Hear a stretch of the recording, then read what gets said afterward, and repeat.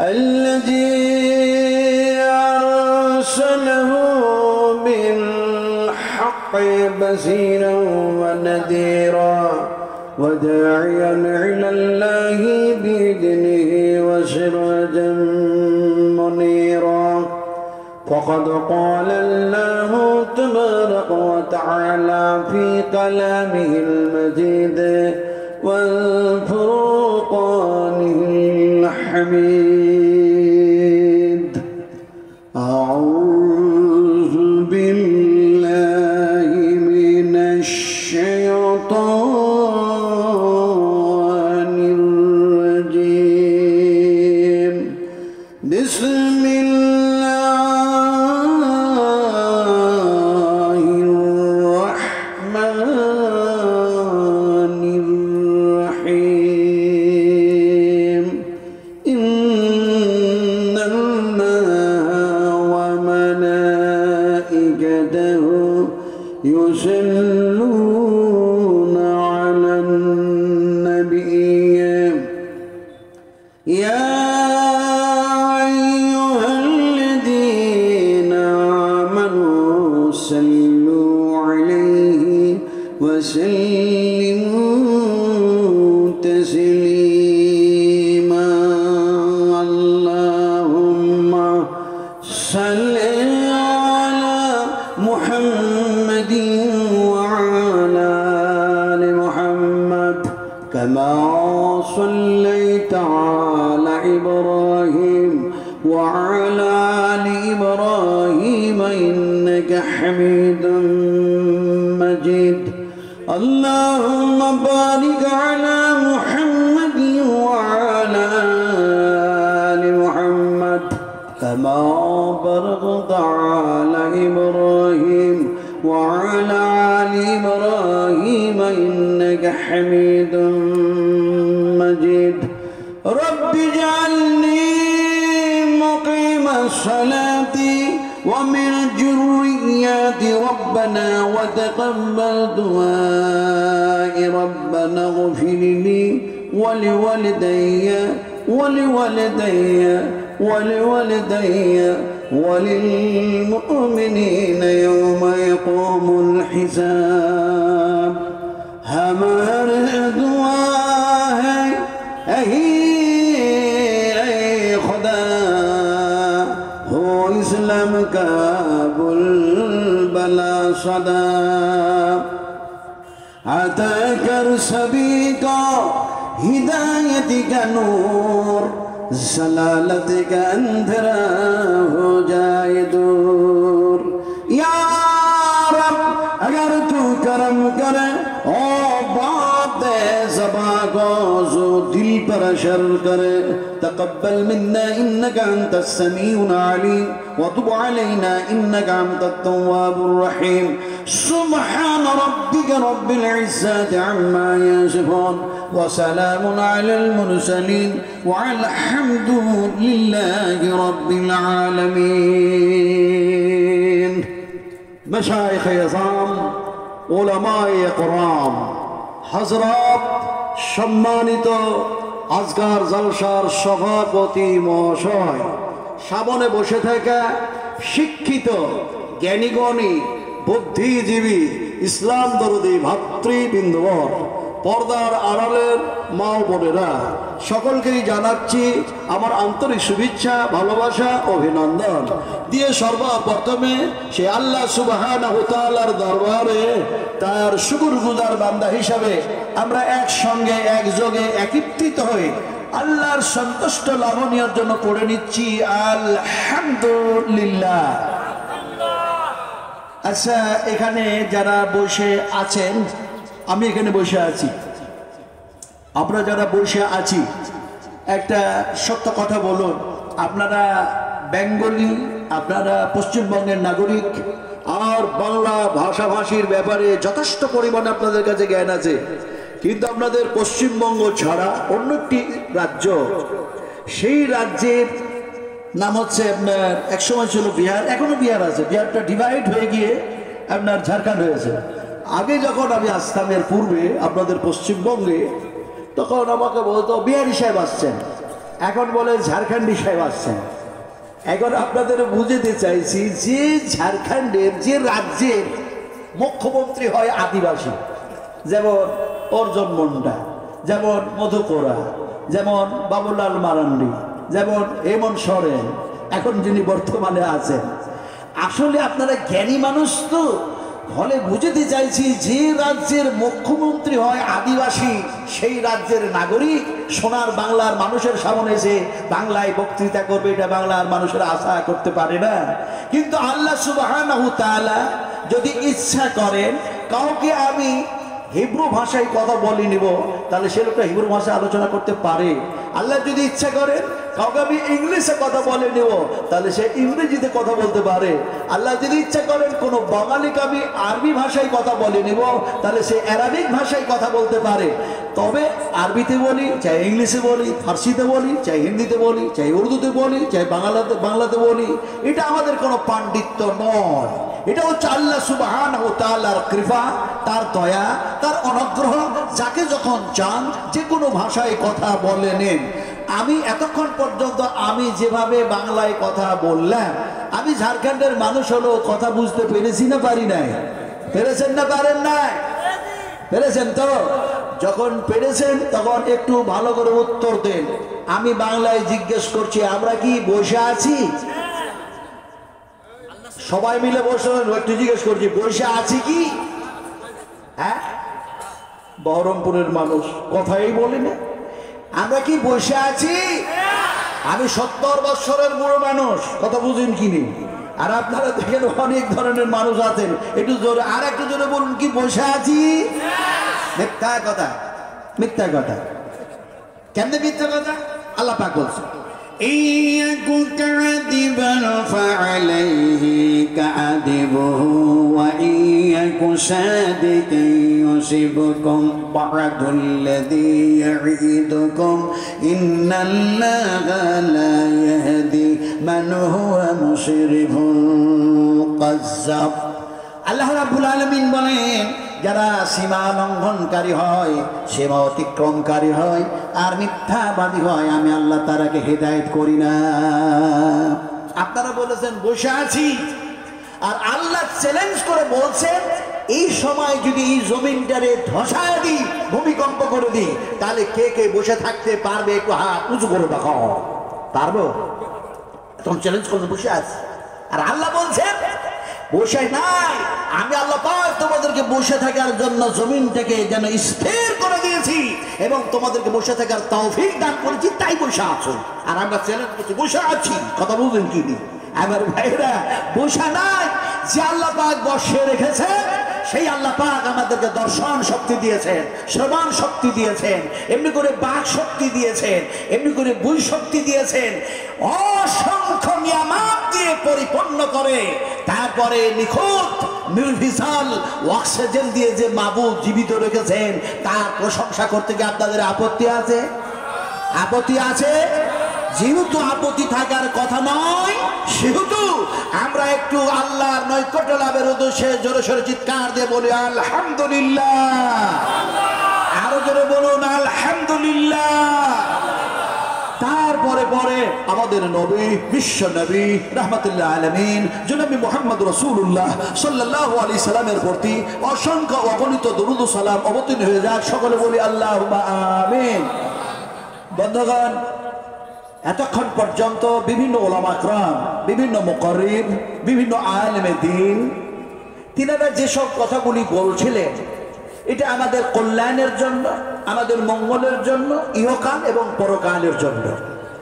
আর যে মাদ্রাসা থেকে, যে ইদারা থেকে, যে শিক্ষা প্রতিষ্ঠান থেকে আপনারা দেখলেন দুইজন হাফেজে কোরআন, 30 পারা কোরআন, যে ভাষাগুলি হচ্ছে স্বয়ং স্রষ্টার ভাষা, আল্লাহ পাকের ভাষা, এই 30 পারা কোরআন কি মুখস্থ করা কি এটা কি মানুষের কাজ? এটা কি কোনো জিনের কাজ? এটা কি কোনো ফেরেশতার কাজ? আল্লাহ সুবহানাহু ওয়া তাআলার ভাষাগুলিকে মানুষ তার মেমোরির মধ্যে, তার সিনার মধ্যে জব্দ করে দেওয়া, এটা হচ্ছে আল্লাহ পাকের কাজ। তো এই মাদ্রাসায় 3 জন কোরআনের হাফেজের মাথায় তার মেমোরিতে তার সিনার মধ্যে আল্লাহ পাক ঢুকাইয়া দিয়েছেন। সেই আল্লাহ হচ্ছেন আমাদের খালিক। সেই আল্লাহর নাম একটু জোরে বলুন তো, আল্লাহর নাম কি? বলেই নে, আল্লাহর নাম কি? আল্লাহ। আল্লাহর নাম কি শুনুন, আল্লাহুল্লাযী খালাকাস সামাওয়াতি ওয়াল আরদা ওয়া মা বাইনাহুমা ফি সিত্তাতি আইয়ামিন সুম্মা ইসতাওয়া আলাল আরশ মা লাকুম মিন দুনিহি মিন ওয়ালিয়্যিন ওয়ালা শাফি'in আফালা তাতাযাক্কারুন। সে আল্লাহর নাম হচ্ছে, তিনি হচ্ছেন খালিক, আকাশের স্রষ্টা, জমিনের স্রষ্টা, সমস্ত কায়নাত মাখলুকাতের স্রষ্টা। তার নাম হচ্ছে আল্লাহ। তার নাম কি? আল্লাহ। জোরে বললেন না? সবাই মিলে যদি আল্লাহ বলেন তাহলে কাবিরা গুনাহ হবে না সাগিরা গুনাহ হবে? এই ছোট গুনাহ হবে না বড় গুনাহ হবে? তাহলে কি এমনি করে দিলীপ ঘোষ আর অভিষেক হেরে যাবে? তাহলে বলছেন না কেন? আমি কিন্তু মধ্যে মধ্যে উল্টা কথা বলবো। আর আলহামদুলিল্লাহ, আলহামদুলিল্লাহ, আজকে আমি হিলি বর্ডারে ছিলাম বাংলাদেশে, আলহামদুলিল্লাহ, ওখান থেকে আসছি, কথা বুঝছেন কিনে। তারপরে তার আগের দিন আমার মাদ্রাসারই জলসা ছিল, 16 জন এমনি করে যেন হাফেজে কোরআন এবং আলেমে দ্বীন। আমার মাদ্রাসাতে দুটোই হয়, একদিকে দাওরা বুখারী শরীফ পর্যন্ত, অন্যদিকে যেন কমপ্লিট হাফেজ। তো 16 জন এই হাফেজ এবং আলেমদের সার্টিফিকেটের উপরে আমার সই করতে হয়েছে। তারপরে তাদের মাথায় পাগড়ি দিতে হয়েছে। তারপরে দেখা যায় বাংলাদেশ থেকে বিভিন্ন জায়গা থেকে ওলামারা এসেছিলেন, 10,000 মানুষ উপস্থিত ছিলেন, আলহামদুলিল্লাহ। তো কথাটা বলতেছিলাম যে ওখান থেকে আসতেছি, আমি আসি নাই, আল্লাহ পাক নিয়ে এসছেন। এখন ওখানেও যেন আমাকে বললো যে ঝাড়খণ্ডী সাহেব, মনে মনে ভেবেছিলাম আপনি বিহারি মানুষ, আপনার ভাষা বুঝতে পারবো কি না, কিন্তু এমন আপনি বিষয় আলোচনা শুরু করলেন মনে হচ্ছে আর বাড়ি যাবই না, কোরআন শুনতেই থাকি। সুবহানাল্লাহ।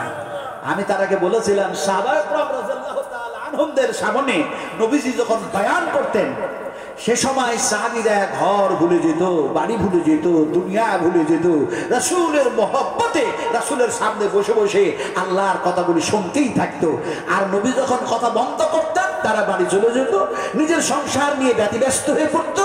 আর সংসারের কাজে ব্যতিব্যস্ত হয়ে পড়তে গিয়ে রাসূলকে মনে পড়ে গেলে সব কিছুগুলিকে বিসর্জন দিয়ে লাথি মেরে সবগুলিকে শেষ করে দিয়ে যেন নবীর কাছে আসতেন আর বলতেন, ইয়া রাসূলুল্লাহ, ইয়া হাবিবাল্লাহ, নবীজি আপনাকে না দেখলে, আপনার কথা না শুনলে মনের মধ্যে তৃপ্তি আসে না।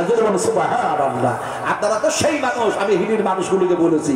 আজকে আপনারা দেখেছেন যে এই হাফেজে কোরআন 3 জনের মাথায় যেন পাগড়ি বাঁধা হয়েছে।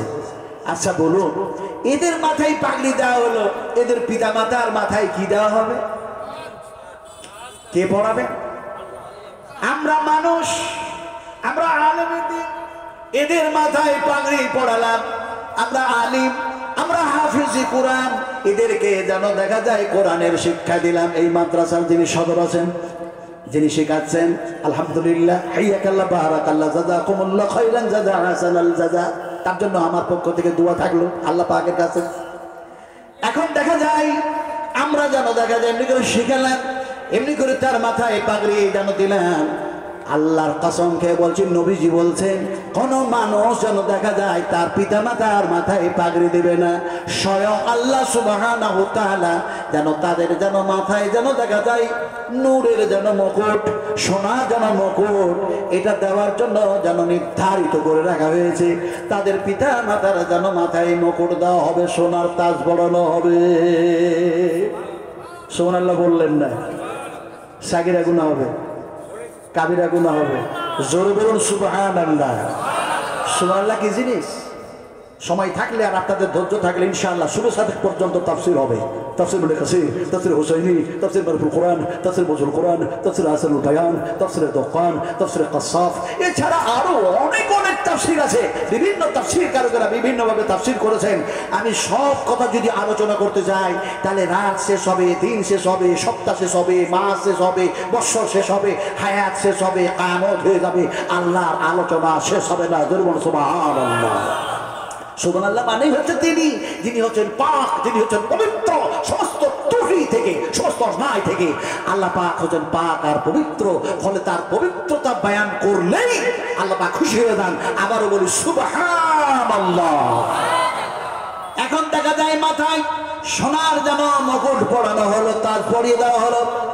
বুখারী শরীফের মধ্যে হাদিস এসেছে, বিশ্ব নবী মুহাম্মদ রাসূলুল্লাহ সাল্লাল্লাহু আলাইহি ওয়াসাল্লাম বলেন, যেন এদের যেন পিতা মাতার জন্য আবার যেন দেখা যায় যেন এমনি করে যেন মিম্বার রাখা হবে, সোনার যেন মিম্বার এমনি করে রাখা হবে, সেই নূরের যেন মিম্বার রাখা হবে, আর সেই মিম্বারের উপরে চাপবে, তাদের মাথায় সেই মুকুট পরানো আছে। ইয়ামাল কিয়ামতের মাঠে মানুষগুলি যেন জিজ্ঞেস করবে, এরা কারা, এরা কারা, এরা কারা?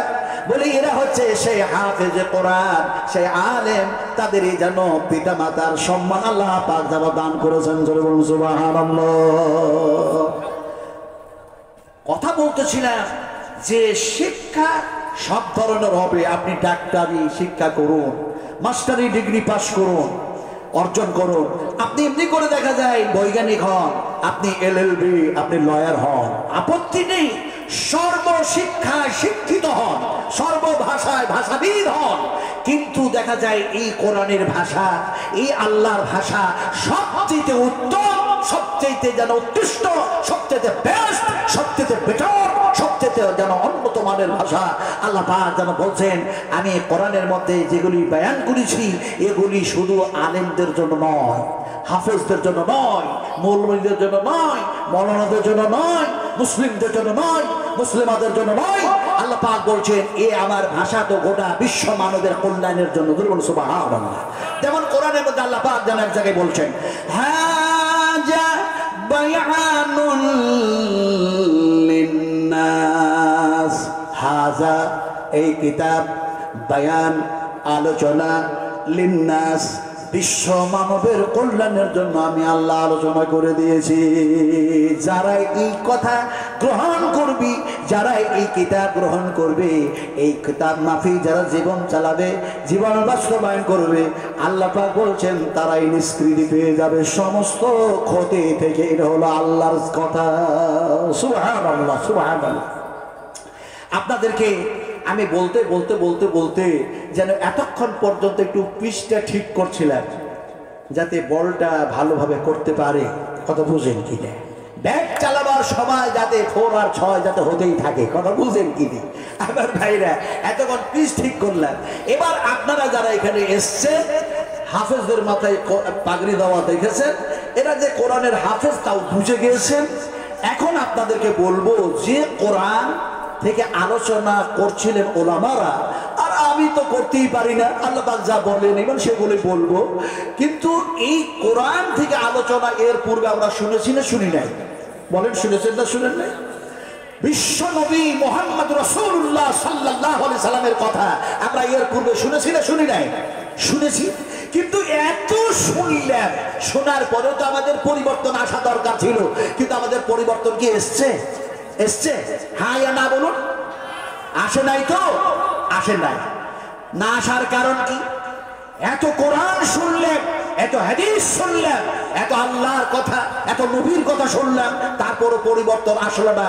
তার কারণ অনেক কিছু, কিন্তু তার কারণের মধ্যে একটা কারণ হচ্ছে এই যুগ হচ্ছে যান্ত্রিক সভ্যতার যুগ, এই যুগ হচ্ছে সায়েন্সের যুগ, এই যুগ হচ্ছে বৈজ্ঞানিকের যুগ, এই যুগ হচ্ছে কম্পিউটারের যুগ, এই যুগ হচ্ছে ডিজিটালের যুগ, এই যুগ হচ্ছে যেন মোবাইলের যুগ। আসলে কোরআন থেকে ঈমানটা চলে গেছে মোবাইলের উপরে। কেমনে?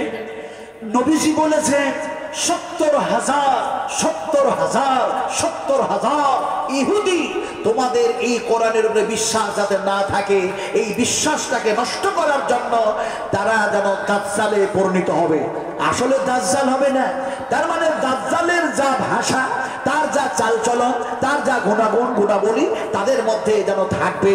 আর তোমরাকে পথভ্রষ্ট করার জন্য ভালো ভালো যন্ত্র আবিষ্কার করে তোমাদের হাতে তুলে দিবে, আর বলবে এর মধ্যে সব পাওয়া যায়, সব পাওয়া যায়, সব আছে। নবীজি বললেন। আর আমি নাজমে আলম চ্যালেঞ্জ করতা হুঁ সেই সমস্ত বৈজ্ঞানিকদেরকে যে যদি মোবাইলে সব অ্যান্সার পাওয়া যায় তাহলে মোবাইল আমাকে এক্ষুনি দেখায় দাও, কিয়ামতের মাঠে আল্লাহ সুবহানাহু ওয়া তাআলা আমার ডান হাতে আমলনামা দিবে না বাম হাতে আমলনামা দিবে, আমি এক্ষুনি দেখতে চাই। দেখাতে পারবে? কথা বলুন, পারবে? যেহেতু পারবে না, সেহেতু মোবাইলে সবকিছু নাই। সবকিছু আছে কোথায়? সবকিছু কোথায় আছে? আপনাকে আমাকে বলা লাগবে না, কোনো লয়ারকে বলা লাগবে না, ব্যারিস্টারকে বলা লাগবে না, চিফ মিনিস্টারকে বলা লাগবে না, হোম মিনিস্টারকে বলা লাগবে না, এমএলএ প্রধানদেরকে বলা লাগবে না, কোনো জ্ঞানী মানুষকে বলা লাগবে না, নবী ওলিদেরকে বলা লাগবে না, কাউকে বলা লাগবে না। আল্লাহ নিজেই বলছেন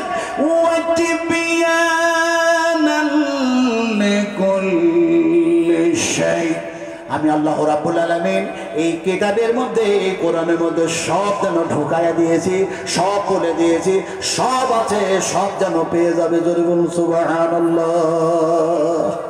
ইমান ছিল কোথায়, গেল কোথায়? সব আছে কোরআনের ভিতরে, আমাদের ইমান গেল মোবাইলের ভিতরে। কথা বুঝুন কি আমার ভাইরা, শোনা টুরারা? এখন কারণ অনেক কিছু থাকতে পারে, এগুলি একটা কারণ বললেন। সবচেয়ে মারাত্মক কারণ হচ্ছে সেটা হচ্ছে আমাদের পরিবর্তন আসলো না। আমি এক্সাম্পল দিয়ে বুঝাবো, এই জন্য এক্সাম্পল দেবো। এখানে অনেক মানুষ আছেন, আর এটা হচ্ছে সিটি টাউন, এটা সিটি টাউন। যেমন সেদিন আমি বক্তব্য রাখছিলাম আপনার রাজারহাট নিউ টাউন, আপনার চিনা পার্ক, তারপর ইকো পার্কের পাশে মদিনাতুল হজ হাউস, মোহাম্মদপুর, ইত্যাদি ইত্যাদি ইত্যাদি ইত্যাদি। আলহামদুলিল্লাহ, ফলে এটা একটা সিটি টাউন। ফলে যেন আমি বলতে চাই, উদাহরণ দিয়ে, এক্সাম্পল দিয়ে আমি বুঝতে চাই যে আমাদের পরিবর্তন আসলো না কেন। বুঝাই, এমনি করে বুঝাই। একটি ফ্যাট মানুষ, একটি মোটা মানুষ, দয়া করে কেউ মোটা মানুষ থাকলে আবার রাগটা করেন না আমার উপরে।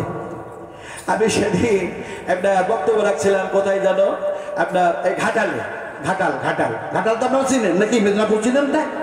আমি যখন ঈশ্বরচন্দ্র বিদ্যাসাগরের বাড়ি গেলাম এই গত বছরে, আমি হজ করে আসলাম এই বছরে, আর আমি গেলাম আপনার 23-24 আসলাম হজ করে। তো ওখানে গেলাম ঈশ্বরচন্দ্র বিদ্যাসাগরের বাড়ি, তারপরে যে জায়গায় যেন ক্ষুদিরামের ফাঁসি হয়েছে সেই জায়গায় দেখার জন্য সেখানকার মানুষেরা আমাকে নিয়ে গেলেন। যাক, ওই হাবিজাবি কথা বলে আমি সময় নষ্ট করবো না।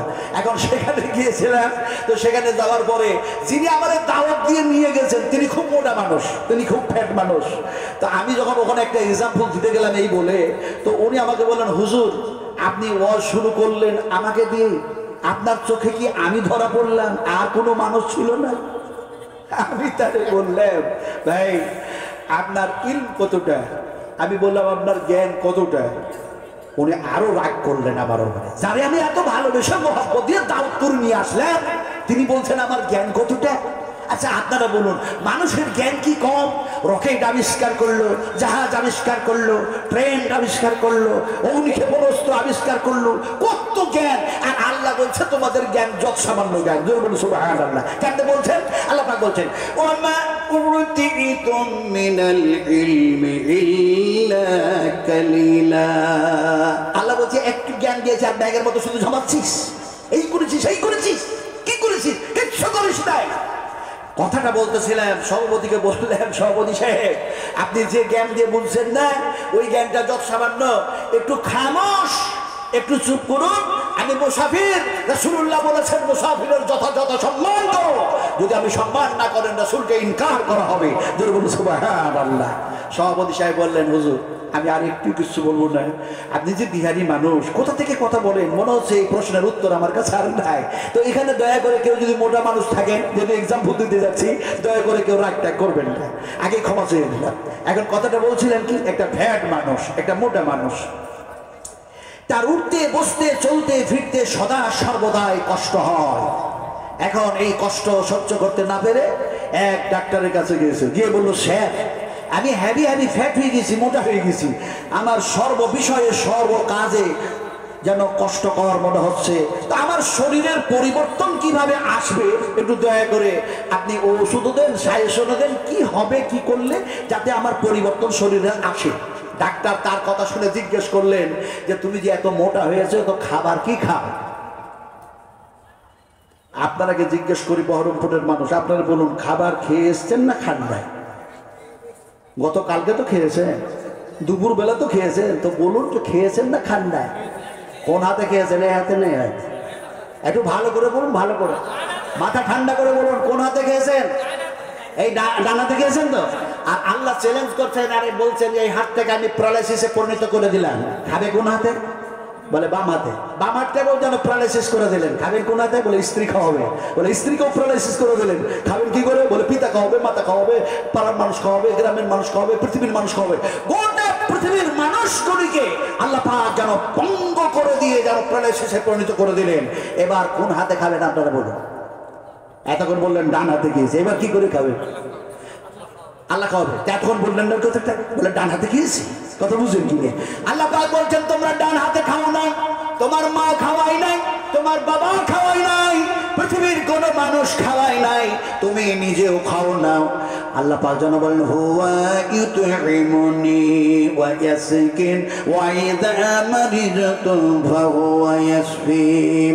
আল্লাহ সুবহানাহু ওয়া তাআলা বলেন আমি আল্লাহ তোমাদের পানি পান করায় দিয়েছি, খাবার খাইয়ে দিয়েছি, আমি আল্লাহ অসুখ দিয়েছি, আর আমি আল্লাহ অসুখ ভালো করে দিয়েছি। এবার বলতে হবে আমরা খেয়েছি না আল্লাহ খাইয়েছে? জোরে বললেন না, জোরে বললেন না। কে খাইয়েছে? সেই আল্লাহ পাক কে কথা আমি বলতে বলতে কোথা থেকে কোথায় চলে যাচ্ছে। মুঝে মঞ্জুর নেই হে, मुझे मंजूर नहीं है कि मैं तेरे शिकायत करूं, बात ही से बात निकल आती है तो मैं क्या करूं। কুলের কথা খুলে বলার ইচ্ছা করে না, একটি কথা বলতে গিয়ে আরেকটি কথা মনে পড়ে যাচ্ছে, রিমোট নেই, জিভা কন্ট্রোল করতে পারছি না। বলছিলাম ডাক্তার বললেন কি খাও যে এত মোটা হয়েছো? ফ্যাট মানুষটা বলছে স্যার সকালবেলা হলে আমি 8টা রুটি খাই। ডাক্তার বলছে সর্বনাশ, সকালবেলা হলেই 8টা রুটি খাও? ডাক্তার সাহেব মনে মনে ভাবলেন যে দুপুরবেলা হতো অনেক দেরি, মনে হয় আরো বেশি রুটি খাবে। তো বলে দুপুরবেলায় কটা খাও? বলছে 8টা খায়। বলে রাত হলে কটা খাও? বলছে 8টা খায়। আপনারা সব জ্ঞানী মানুষ, বুদ্ধিজীবী মানুষ বসে আছেন, হিসাব করে বলুন তো 3 8 রুটি খেলো কয়টা? আপনারা হিসাব বুঝলেন না? এই হিসাব বুঝেন না? হিসাব বুঝেন? হিসাব বুঝেন? কেমন বুঝেন আমি জানি না, আপনারা আপনাদের মতো বুঝুন, আপনাদেরকে আমি বুঝাই এমনি করে বুঝাই। আল্লাহ পাক বলছে আল-ইয়াওমা তুজজা কুল্লু নাফসিন বিমা কাসাবাত লা যুলমাল ইয়াওম ইন্নাল্লাহা সারিউল হিসাব। আপনারা হিসাব বুঝেছেন তো? আর আল্লাহ পাক আপনাদেরকে হিসাব বুঝাচ্ছেন। কোন হাতে সুদ নিয়েছো, কোন হাতে বোমা চার্জ করেছো, কোন হাতে নারী ধর্ষণ করেছো, কোন হাতে মদ্যপান করেছো, কোন জায়গায় তাস খেলেছো, কোন জায়গায় ঘুষ নিয়েছো, কোন জায়গায় কি করেছো। তোমার হাত কিয়ামতের মাঠে আল্লাহর সামনে কথা বলবে। জোরে বলুন সুবহানাল্লাহ। হিসাব দিতেই হবে, হবে না? হবে না? আপনারা বলুন, হিসাব করে বলুন 3 8 রুটি খেলো কয়টা? 24টা। ডাক্তার বললো বাবা তোমার শরীরের যদি পরিবর্তন আনতে চাও তাহলে খাবারের অঙ্কটা কমায়া দাও। স্যার আমি খাবো কতটা আর কমাবো কতটা? ডাক্তার বললো 24টা রুটির মধ্যে 12টা খাও আর 12টা বাদ দাও। শুধু 12টা রুটি খাই, শরীরের কোনো পরিবর্তন নাই, যা কার তাই। দ্বিতীয়বার আবার ডাক্তারের কাছে গিয়েছে, অনয় বিনয় করে বলে স্যার আমার কোনো শরীরের পরিবর্তন নাই, একটু কোনো পরিবর্তন নেই, দয়া করে একটু ভালো করে সাজেশন দেন, ওষুধ দিন না। ডাক্তার বলে খাচ্ছ কয়টা? বলে ওই যে আপনি বলেছেন 24টার মধ্যে 12টা বাদ দাও আর 12টা রুটি খাও, তাই 12টা খাচ্ছি আর 12টা বাদ দিয়েছি। ডাক্তার বললেন ওই 6টার মধ্যে রুটি, 6টা রুটি খাও আর ওই 12টার মধ্যে আরো 6টা বাদ দাও। এখন শুধু 6টা রুটি খাই, তারপরেও পরিবর্তন নাই। তৃতীয় দফাতে অনয় বিনয় করে আজিজে ইনকে শরীর সঙ্গে যেন বলেছে আপনার কথা সব মানলাম, একটিও বাদ দেই নাই, একটু কোনো ছেড়ে দিই নাই, ফলে যেন দেখা যায় আমার শরীরের কোনো পরিবর্তন হয় নাই। দয়া করে একটু মেহেরবানি করুন, আমার বড্ড কষ্ট হয়, আমি ফ্যাট মানুষ, মোটা মানুষ বলে, একটু মেহেরবানি করুন। ডাক্তার বললেন যে তুমি এখন রুটি খাচ্ছ কয়টা? বলে 6টার বেশি খাই না। বলে সত্য কথা বলো, সত্য কথা, সত্য কথা বলো। এমন সময় দেখা যায় সত্য কথা বলতে গিয়ে সে বলছে স্যার আমি একেবারে 100% সত্য কথা বলছি, 6টার বেশি রুটি খাই না। আচ্ছা আপনারা বলুন সত্য কথা বলা ভালো না খারাপ? জি ভালো না খারাপ? আমাদের দেশে একটা যেন কি যেন প্রধানমন্ত্রী আছে না, কি যেন ভালো না, হ্যাঁ কি কি কি নাম? না না ওরা আমি বলবো না, ওটা বলবো না, আমি তো বিহারি মানুষ, আমি আমার ভাষায় বলি কেটলিওয়ালা, চাওয়ালা মানুষ, চাওয়ালা চাওয়ালা কেটলিওয়ালা। সে কি যে বলে, হায় হায় হায়। সে বলছে হাতের তালি বাজাও পূর্ণ থেকে বেঁচে যাবে। কি একটা আশ্চর্য কথা। বলছে তালি বাজাও করোনা থেকে বেঁচে যাবে, ভ্যাকসিন নাও করোনা থেকে বেঁচে যাবে। কি যে বলে, হায় হায় হায় হায়, কি যে বলে। এখন দেখা যায় সত্য বলে না মিথ্যা বলে আল্লাহ ভালো জানে, আর সেই জানে। আমি একটা কথা মধ্যে বলে ফেললাম, দুঃখ করলে হবে না। আমরাও এরকম যেন কোনো সময় ঠিক বলি, কোনো সময় ভুল বলি না। তো ডাক্তার বলছে সত্য কথা বলো, বলে একেবারে সত্য কথা বলছি, 6টার বেশি রুটি খাই না। ডাক্তার বললেন সত্য কথা বলতে জিজ্ঞেস করছি যে তুমি এমনি করে রুটির অঙ্কটা কমিয়েছো, রুটির সংখ্যাটা কমিয়েছো, না আটার সংখ্যা কমিয়েছো, কোনটা করেছো? তো ফ্যাট মানুষটা বলছে স্যার আমি আপনার কথা মোতাবেক রুটির সংখ্যা কমাতে মাত্র 6টা রুটি খাই ঠিক, কিন্তু এর পূর্বে যে 24টা রুটি খাচ্ছিলাম ওই 24টা রুটিতে যত কেজি আটা লাগে সব আটা ওই 6টা রুটিতে দিয়ে খেয়েছি। ডাক্তার বললেন বেওকুফ কোথাকার, তাহলে আমার সাইসেন কোথায় বেরিয়েছিস? তুই তো সব আটার সব রুটি খেয়েছিস, তোর শরীরের পরিবর্তন আসবে কি করে? আজকে মুসলমানদের অবস্থা, আমাদের অবস্থা তাই হয়েছে। আজকে কাশিমি সাহেবের মুখ থেকে ওয়াজ শুনি, তারপরে নাতবি সাহেবের মুখ থেকে ওয়াজ শুনি, তারপরে দেখা যায় মাক্কি সাহেবের মুখ থেকে ওয়াজ শুনি, তারপরে মাদানী সাহেবের মুখ থেকে ওয়াজ শুনি, কত যে হুজুরের মুখ থেকে ওয়াজ শুনি। ওয়াজ শুনতে আর বলতে আমাদের সময় আয়ু শেষ হয়ে গেল, কিন্তু আমাদের দেখা যায় পরিবর্তন আসলো না। তার মানে ইমানটাকে ঠিক করতে পারলাম না। যদি এমনি করে কোরআন শোনার পর, বিশ্ব নবীর হাদিসগুলি শোনার পর আর বলার পরে বক্তা শ্রোতা সবাই মিলে যদি এমনি করে আমলকারী হয়ে যেতাম, তাহলে আমাদের চরিত্র হতো, আমাদের কৃষ্টি কালচার হতো, আমাদের তাহজিব তামাদ্দুন হতো, আমাদের আখলাক আদর্শ হতো, হযরত ওমরের মতো হতো, হযরত আবু বকরের নাই হতো, হযরত উসমান গনির নাই হয়ে যেত, হযরত আলী কাররামুল্লাহ ওয়াজহুর মতো হতো, হযরত আবু দারদার মতো হতো, হযরত আবু তালহার মতো হতো, হযরত জুবাইরের মতো হতো, হযরত আব্দুর রহমান বিন আউফের মতো হতো, এমনি করে আবু হুরায়রা বেলালের মতো হয়ে যেত। কারণ কোরআন দিয়ে আর হাদিস দিয়ে তাদের জীবনের শুধু পরিবর্তন নয়, জান্নাতে যাওয়ার জন্য রাস্তা তৈরি হয়ে গেছে। সুবহানাল্লাহ, আরো জোরে বলুন সুবহানাল্লাহ। বিশ্ব মানবের কল্যাণের জন্য, যার জন্যই আল্লাহ পাক এই কোরআন নাযিল করেছেন। আরে আমার পেয়ারা ভাইরা, আমার সোনার টুকরারা, আমার মায়েরা, আমার বোনেরা, মুর্শিদাবাদের মানুষেরা, বিশ্বাস করুন আমার আল্লাহ বড় হচ্ছেন, অত্যন্ত দয়ালু, দয়াবান। তিনি হচ্ছেন রহমান, তিনি হচ্ছেন রহিম। এখন কথাটা যতক্ষণ পর্যন্ত তিনি বলেন আমরা শুনি, আমরাকে আমলকারী হতে হবে। বলুন ইনশাআল্লাহ। ইনশাআল্লাহ বললেন না? ইনশাআল্লাহ বুঝে বললেন তো?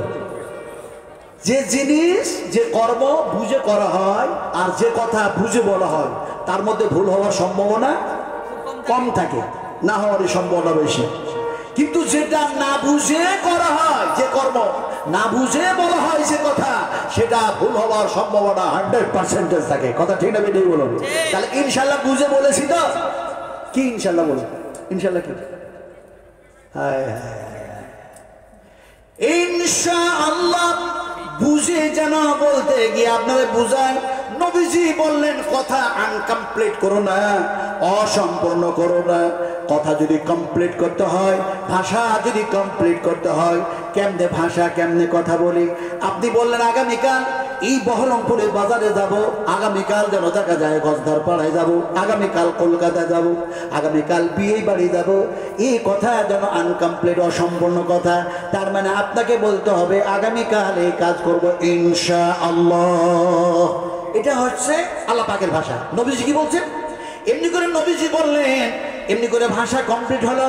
আর দেখা যায় ওই যেমনি ইনশাআল্লাহ পড়ে নিলে তোমার ওই কাজ করতে গিয়ে, কর্ম করতে গিয়ে যদি কোনো জটিলতা তৈরি হয়ে যায়, যদি কোনো কঠিনতা তৈরি হয়ে যায়, কোনো সমস্যার সম্মুখীন হয়ে যাও, ইনশাআল্লাহ পড়ার কারণে আল্লাহ পাক তোমার সেই জটিলতা দূর করে দিয়ে কাজটাকে সহজে পরিণত করে দেবেন। জোরে বলুন সুবহানাল্লাহ। নবীজি বললেন কথা হলো কমপ্লিট, আর জটিলতা আল্লাহ পাক দূর করে দিলেন। জোরে বলুন সুবহানাল্লাহ। ইনশাআল্লাহ পড়লে কঠিন কাজকে আল্লাহ পাক সহজে পরিণত করে দেবেন। জোরে বলুন সুবহানাল্লাহ। আমি এই ওয়াজ যখন করছিলাম আপনার রাজারহাট নিউ টাউনে, থানা থেকে মাত্র 100 মিটার দূরে ওসি সাহেবের নাম হচ্ছে জামালউদ্দিন। উনি দেখি যেন রাত্রি 11টার সময় স্টেজে আসলেন ওনার দল বল নিয়ে। সেখানকার কমিটি মনে মনে ভাবলো নাজমাল সাহেবকে হয়তো অ্যারেস্ট করে নাকি। উনি এসেই বললেন, আমি জানি না যে উনি মুসলিম, তো ওনার ভাষাতে বুঝতে পারলাম। উনি এসেই বললেন আসসালামু আলাইকুম ওয়া রাহমাতুল্লাহ।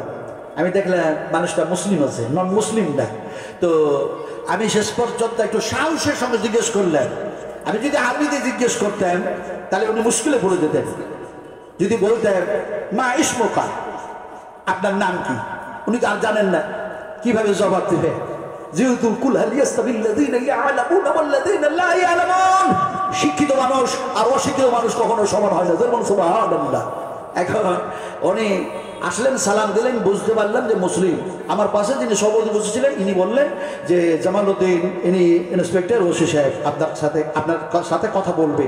তো উনি এসেই বললেন আমাকে যে আপনি কি ঝাড়খণ্ডের মানুষ? আমি বললাম ইয়েস, আমি ঝাড়খণ্ডের মানুষ। উনি বললেন আমার সন্দেহ হয় আপনি বিহারের মানুষ, ঝাড়খণ্ডের মানুষ এত সুন্দর বাংলা বলেন কি করে? আমি তার জবাব দিলাম, নবীজি বলেছেন সন্দেহ করা মহাপাপ, সন্দেহ করলে গুনাহ হয়। আপনি কি গুনাহ করার জন্য স্টেজে আসলেন? হোশিয়ার দেবের সর্বনাশ, একটুকুনো ভয় পাই না, একটুকুনো ভয় পাই না। শেষ পর্যন্ত উনি বললেন আমি আপনাকে কি যে উত্তর দেবো দিতে পারছি না, তবে আপনি যখন লাউডস্পিকারে মুখ দিয়েছেন, কথা বলছেন, থানাতে আমাদের বসে থাকতে এবং কাজ করতে মনে হচ্ছে যে পারছি না, বারবার কানটা যেন ওই লাউডস্পিকারের দিকে চলে যাচ্ছে, আপনি যা বলছেন ওই দিকে চলে যাচ্ছে। আসতে বাধ্য হলাম এই জিনিসটা জানার জন্য যে ইনশাআল্লাহ পড়লে জটিল কাজকে আল্লাহ সহজ করে দিবেন। তাহলে আমি ওসি সাহেব থানাতে বসে বসে ইনশাআল্লাহ পড়বো, আর আল্লাহ আসামি ধরাটাকে আমার জন্য সহজ করে দেবেন। আমি মনে মনে বললাম কোন খেপার খেপা, কোন খেপার খেপা, হাই রে খেপা। খেপা কি আর গাছে ধরে? আচ্ছা আপনারা বলুন তো, খেপা কত প্রকারের হয়? অনেক, বিভিন্ন রকমের। ঠিক বলেছেন আপনি, বিভিন্ন রকমের। না, বিভিন্ন রকমের হয় না। খেপা হয় দুই ধরনের, পাগল হয় দুই ধরনের। একটা পাগল হয় পুরো ম্যাট, একেবারে ম্যাট, আর একটি পাগল হয় কোনো সময় ঠিক বলছে, কোনো সময় ভুল বলছে। কথা বুঝেন কি? এই হয় দুই ধরনের পাগল। আমি বুঝাবো কেমন করে। একটা খেপা এই দিকে দাঁড়ায় আছে, ন্যাংটা। না না, আপনারা দেখবেন না, আমি এক্সাম্পল দিচ্ছি। এইদিকে একটা ন্যাংটা খেপা দাঁড়িয়ে আছে, আর এইদিকে একটা গামছা পড়া খেপা দাঁড়িয়ে আছে। কথা বুঝেন কি? এই দুই খেপার মধ্যে এক হুজুর যেন পেরিয়ে চলে যাচ্ছে, মাথায় পাগড়ি টাগড়ি লাগায়া। তো ন্যাংটা খেপা, এই ন্যাংটা খেপা কে ওই গামছা পড়া খেপা বলছে, হুজুর চলে যাচ্ছে, সালাম দে, সালাম দে, সালাম দে, সালাম দে। তো উলঙ্গ খেপাটা বলছে আমার পরনে কাপড় নেই, সালাম দিব কেমন করে? তোর পরনে গামছা, যে তুই সালামটা দে। এখন ও যদি সালামটা দিয়ে দেয়, ঝামেলাই শেষ, সমস্যার সমাধান হয়েই যায়। কিন্তু এই কত বড় ম্যাট যে পরনের গামছাটা খুলে যেন উলঙ্গ খেপার দিকে ছুড়ে দিয়েছে, আর বলছে গামছাটা পর আর তাড়াতাড়ি হুজুরকে সালাম দে। এখন ও যদি গামছাটা পরে সালাম দেয় তবু তো ঝামেলা শেষ হয়, কিন্তু সে উলঙ্গ খেপা এর ছুড়া গামছাটা হাতে ধরে প্রতিযোগিতা শুরু করলো, কম্পিটিশন শুরু করলো। বলছে তুও ন্যাংটা, আমিও ন্যাংটা, তুও উলঙ্গ, আমি উলঙ্গ, তুও খেপা, আমিও খেপা, তুই আগে সালাম দিবি না আমি আগে সালাম দিব। প্রতিযোগিতা হতে থাকলো। কিন্তু হুজুর পেরিয়ে চলে গেলেন, সালাম দেওয়া হলো না। আর তাদের ভাগ্যে, তাদের কপালে আল্লাহর পক্ষ থেকে রহমত জুটল না। আমি মনে মনে ভাবলাম, এই ওসিজি এই কত বড় খেপা, বলছে ইনশাআল্লাহ পড়বো, আর থানাতে বসে বসে যাতে আসামি ধরা পড়ে আল্লাহকে সেই কাজটা সহজে করে দেবেন। আমি তার জবাব দিতে গিয়ে বলেছিলাম, শোনো সাহেবজি, ইনশাআল্লাহ আপনি থানাতে বসে বসে পড়বেন, আর আল্লাহ পাক আপনার জন্য আসামি ধরা সহজ করে দিতে পারেন। পারে না? পারে না? এই পারে না? পারে না?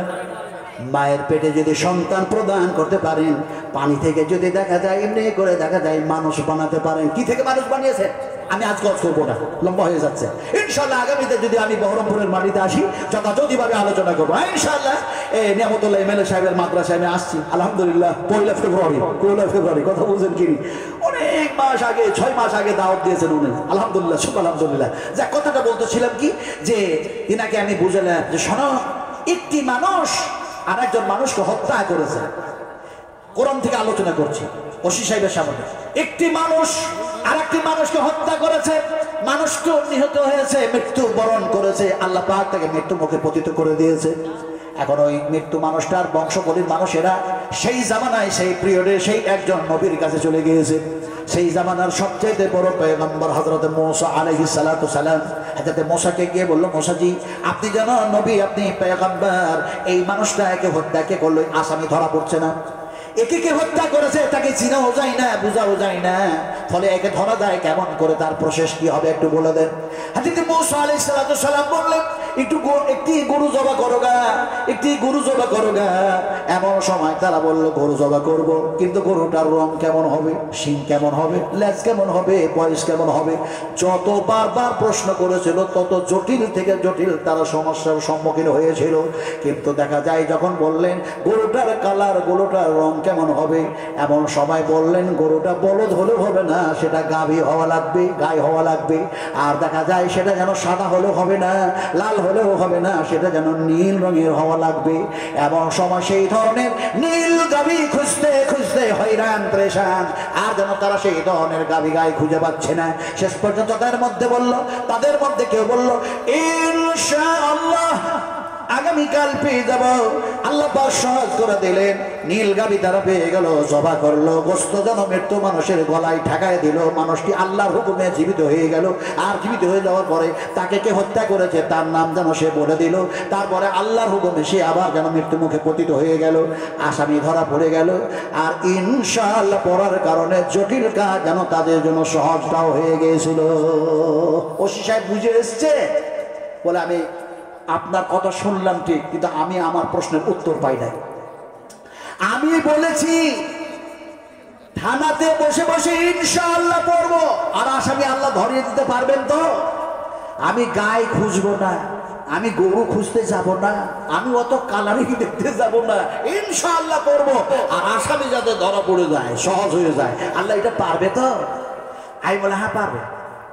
আপনি যদি স্বার্থ হচ্ছে, আপনি যদি সেই এক আল্লাহর প্রতি বিশ্বাস স্থাপন করেন, আর যদি নবীর প্রতি ঈমান এনে থাকেন, কোরআনের প্রতি যদি ঈমান থাকে, আর একটা কথা হচ্ছে সব যেটা হলো সেটা হলো এইটা, আপনি যদি ঘুষ না খান, আপনাদের এলাকার তো ওসি সাহেবেরা ঘুষ টুস খায় না, হ্যাঁ খায়।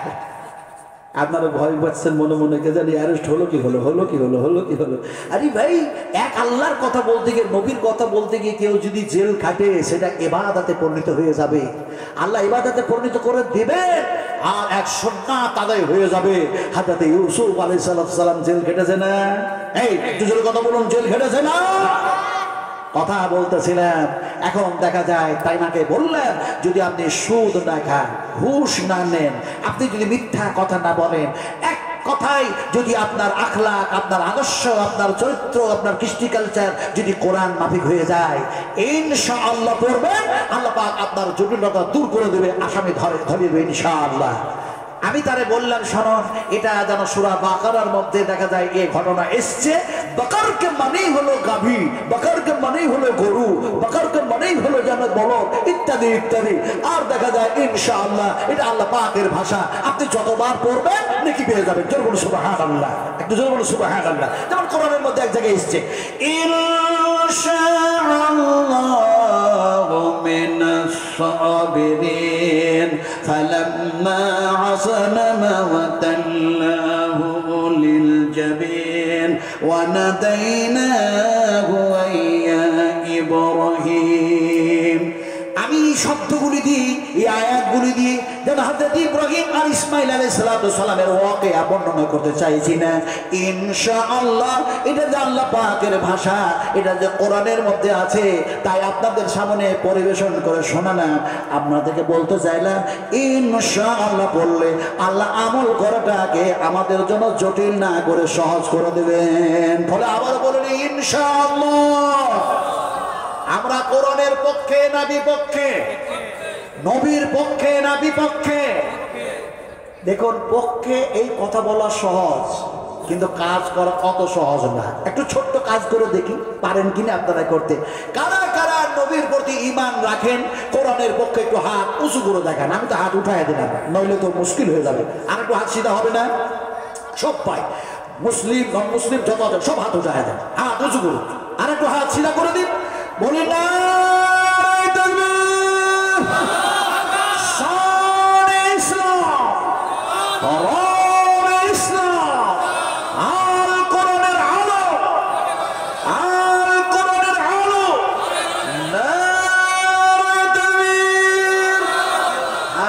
করে দিন। আচ্ছা, হাত যে উঁচু করলেন, বুঝে করলেন না বুঝে করলেন আল্লাহ জানে, কিন্তু কোন যদি মুফতি সাহেব জিজ্ঞেস করে ওয়াজ শুনতে গিয়ে হাত কেন উঁচু করেছিলেন, মুশকিলে পড়ে যাব। কোন যদি আলেম জিজ্ঞেস করে তাও মুশকিলে পড়ে যাব। এখন দেখা যায় মুশকিলে কেন পড়বো? ফতোয়ার অভাব নেই রে ভাই, আলেমের অভাব নাই, পণ্ডিতের অভাব নেই, সাধুর অভাব নেই, কিন্তু আমলের অভাবটা থেকে গিয়েছে। ফতোয়া দিতে দিতে দিতে দিতে দিতে শুধু মানুষগুলির মধ্যে যেন দেখা যায় ভেদাভেদ সৃষ্টি করছে, দেখা যায় তাদের মধ্যে ডিভাইড তৈরি করছে। কেমনে ফতোয়া দিচ্ছে, হায় হায় হায়, বুঝায়, ছোট্ট করে বোঝায়। এক যেন শিকারী যেন একটা ফাঁস জাল যেন স্বর্ণ যেন জায়গায় টেনে দিয়েছে, ঝুলাইয়া দিয়েছে। ওই যেন জালের মধ্যে, ফাঁস জালের মধ্যে দুইটা পাখি ধরা পড়েছে। একটা পাখির নাম হলো ঘুঘু আর একটা পাখির নাম হলো কাক, কোয়ল। এখন এই দুইটা পাখি ধরা পড়েছে। ঘুঘুটা অনয় বিনয় করে, ক্রন্দন করে, কান্না করে, আর সে যেন বলে এই তো আমার মত কাছিয়ে গিয়েছে, এই তো আমার মৃত্যু কাছায় গিয়েছে। সকালবেলায় জালের মালিক আমারে জাল থেকে বাইর করবে, আমার গোস্ত যেন হালাল, আমারে জবা করে যেন দেখা যায় সে জালের মালিক আমারে খেয়ে নেবে। তাই সে যেন কান্না করে, মৌতের ভয়ে কান্না করে না, আল্লাহর যেন কাছে যাওয়া লাগবে, আল্লাহর কাছে যেন যাওয়া লাগবে, আল্লাহ সুবহানাহু ওয়া তাআলার সামনে যাওয়া লাগবে। আল্লাহ যেন আমাদের উঠাবেন।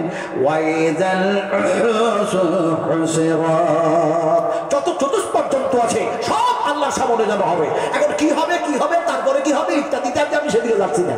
এখন দেখা যায় ঘুঘু যেন কান্না করছে, আল্লাহর সামনে যাওয়া লাগবে, আমার মৃত্যু হবে, শিকারী ভাই আমার এই গোস্ত যেন আমার হালাল, তাই যেন সে খেয়ে ভেবে জমা করে, সে অনয় বিনয় করে তাই কান্না করছে। আর কাকটা যেন চিৎকার করছে। তো কাক বলছে, দেখ ভাই, আমি এই জন্যই কান্না করছি যে আমার গোস্ত হালাল, জমা করে আমাকে খেয়ে নেবে, আমার মৌত হবে, মৃত্যু হতেই হবে, তার জন্য আমি কান্না করছি।